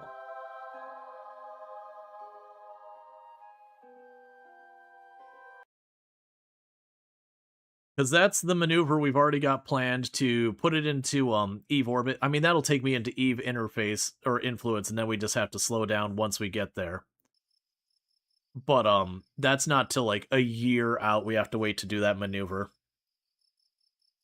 So that's a whole thing. Money-wise, the only thing we haven't upgraded is our actual main building here. You remember correctly, signal works both ways. So you can put much better antenna by Kerbal to connecting. Right, we can put a relay station. All right, so mission. You want to finish construction of a rover on the surface of the moon. Let's see, after you accept the contract, you can view the rover in the tracking station, evaluate the missing parts, and make a plan to move it to the target waypoint. You'll likely need to send an engineer to attach parts to the rover.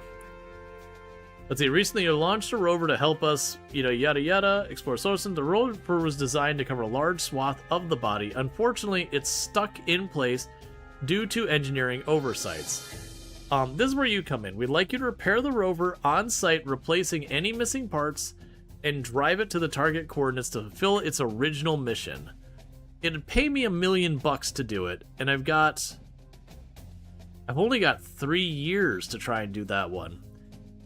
Yeah, you're probably on your own. All these other ones were getting give me 10 years, and you're like, man, rush order 3 years. You're on your own, friend. Okay, let's check out, not there. Let's check out our astronaut situation. What do we got in the way of scientists left? We got you and Bob. So welcome additional sacrificial lambs. I mean, scientists. Scientists. All right. This means I'll definitely be going long if I start this, but I might get it ready. Let's get the rocket at least ready for the Minmus one. So let's go grab the Cursed Moon Orbital Mark 1. Load you. Alright, so this was the monstrosity to go to the moon. So, let's check our conditions and what we can ditch for the Minmus objective. So the Minmus does not require RCS at all. So, boom, gone. And gone.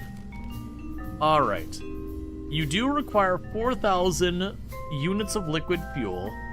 I think we're okay with the setup we already have. I could go out of my way to try and sequester the last of this up there so I don't accidentally use it, but I'm going to choose to hope it just works out. It's a very safe way of approaching this. We do have the lab there, so we're good here. You need a docking port and generators. We got a bunch of solar panels and the docking port. You only need to be able to hold 12 Kerbals. So I've got 2. This is 10. So I could ditch one whole one of these. So you're gone. That's 2, 6, 10, 14. 14's more than 12, so we're satisfied there. Technically, I could get rid of one of those for a lighter thing, but I think that's fine. Yeah. And we do have an antenna, a docking port, and a generator. Let's make sure. I may have just yoinked the antenna. I'm pretty sure I did just yoink the antenna. So let's get our antenna replaced. There, we got our antenna back. Yeah, I think we're good. So, cursed. Minmus Orbital 1. Save. And let's make bad decisions with our lives. So let's go to our crew. Hey, brand new scientist at your first time out. You just got hired, like, just today? Welcome. Did you ever want to leave your home forever? We had about 4,050 left. Still in the Moon one when we finished. And that was with an extra 6 tons of payload or so. So I'm feeling pretty good, ditching over 6 tons of payload and having enough fuel left over. We can probably make this work. Well, it's 50 fuel to spare for the moon, but I'm also ditching, like, again, 6 tons of payload is not... I mean, that's over a fourth of the payload gone.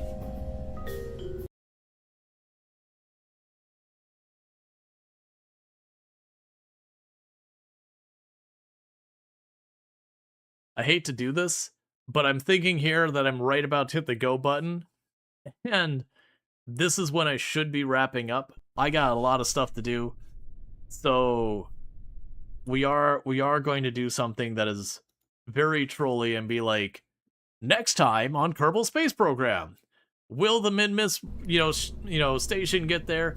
Because I'm just realizing if I hit that go button, I'm committing to probably at least another hour, give or take.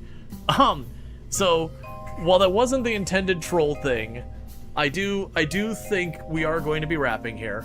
So if you have enjoyed tonight's content and you aren't already following the channel, don't forget to drop that follow. That way you can find your way back here in the future.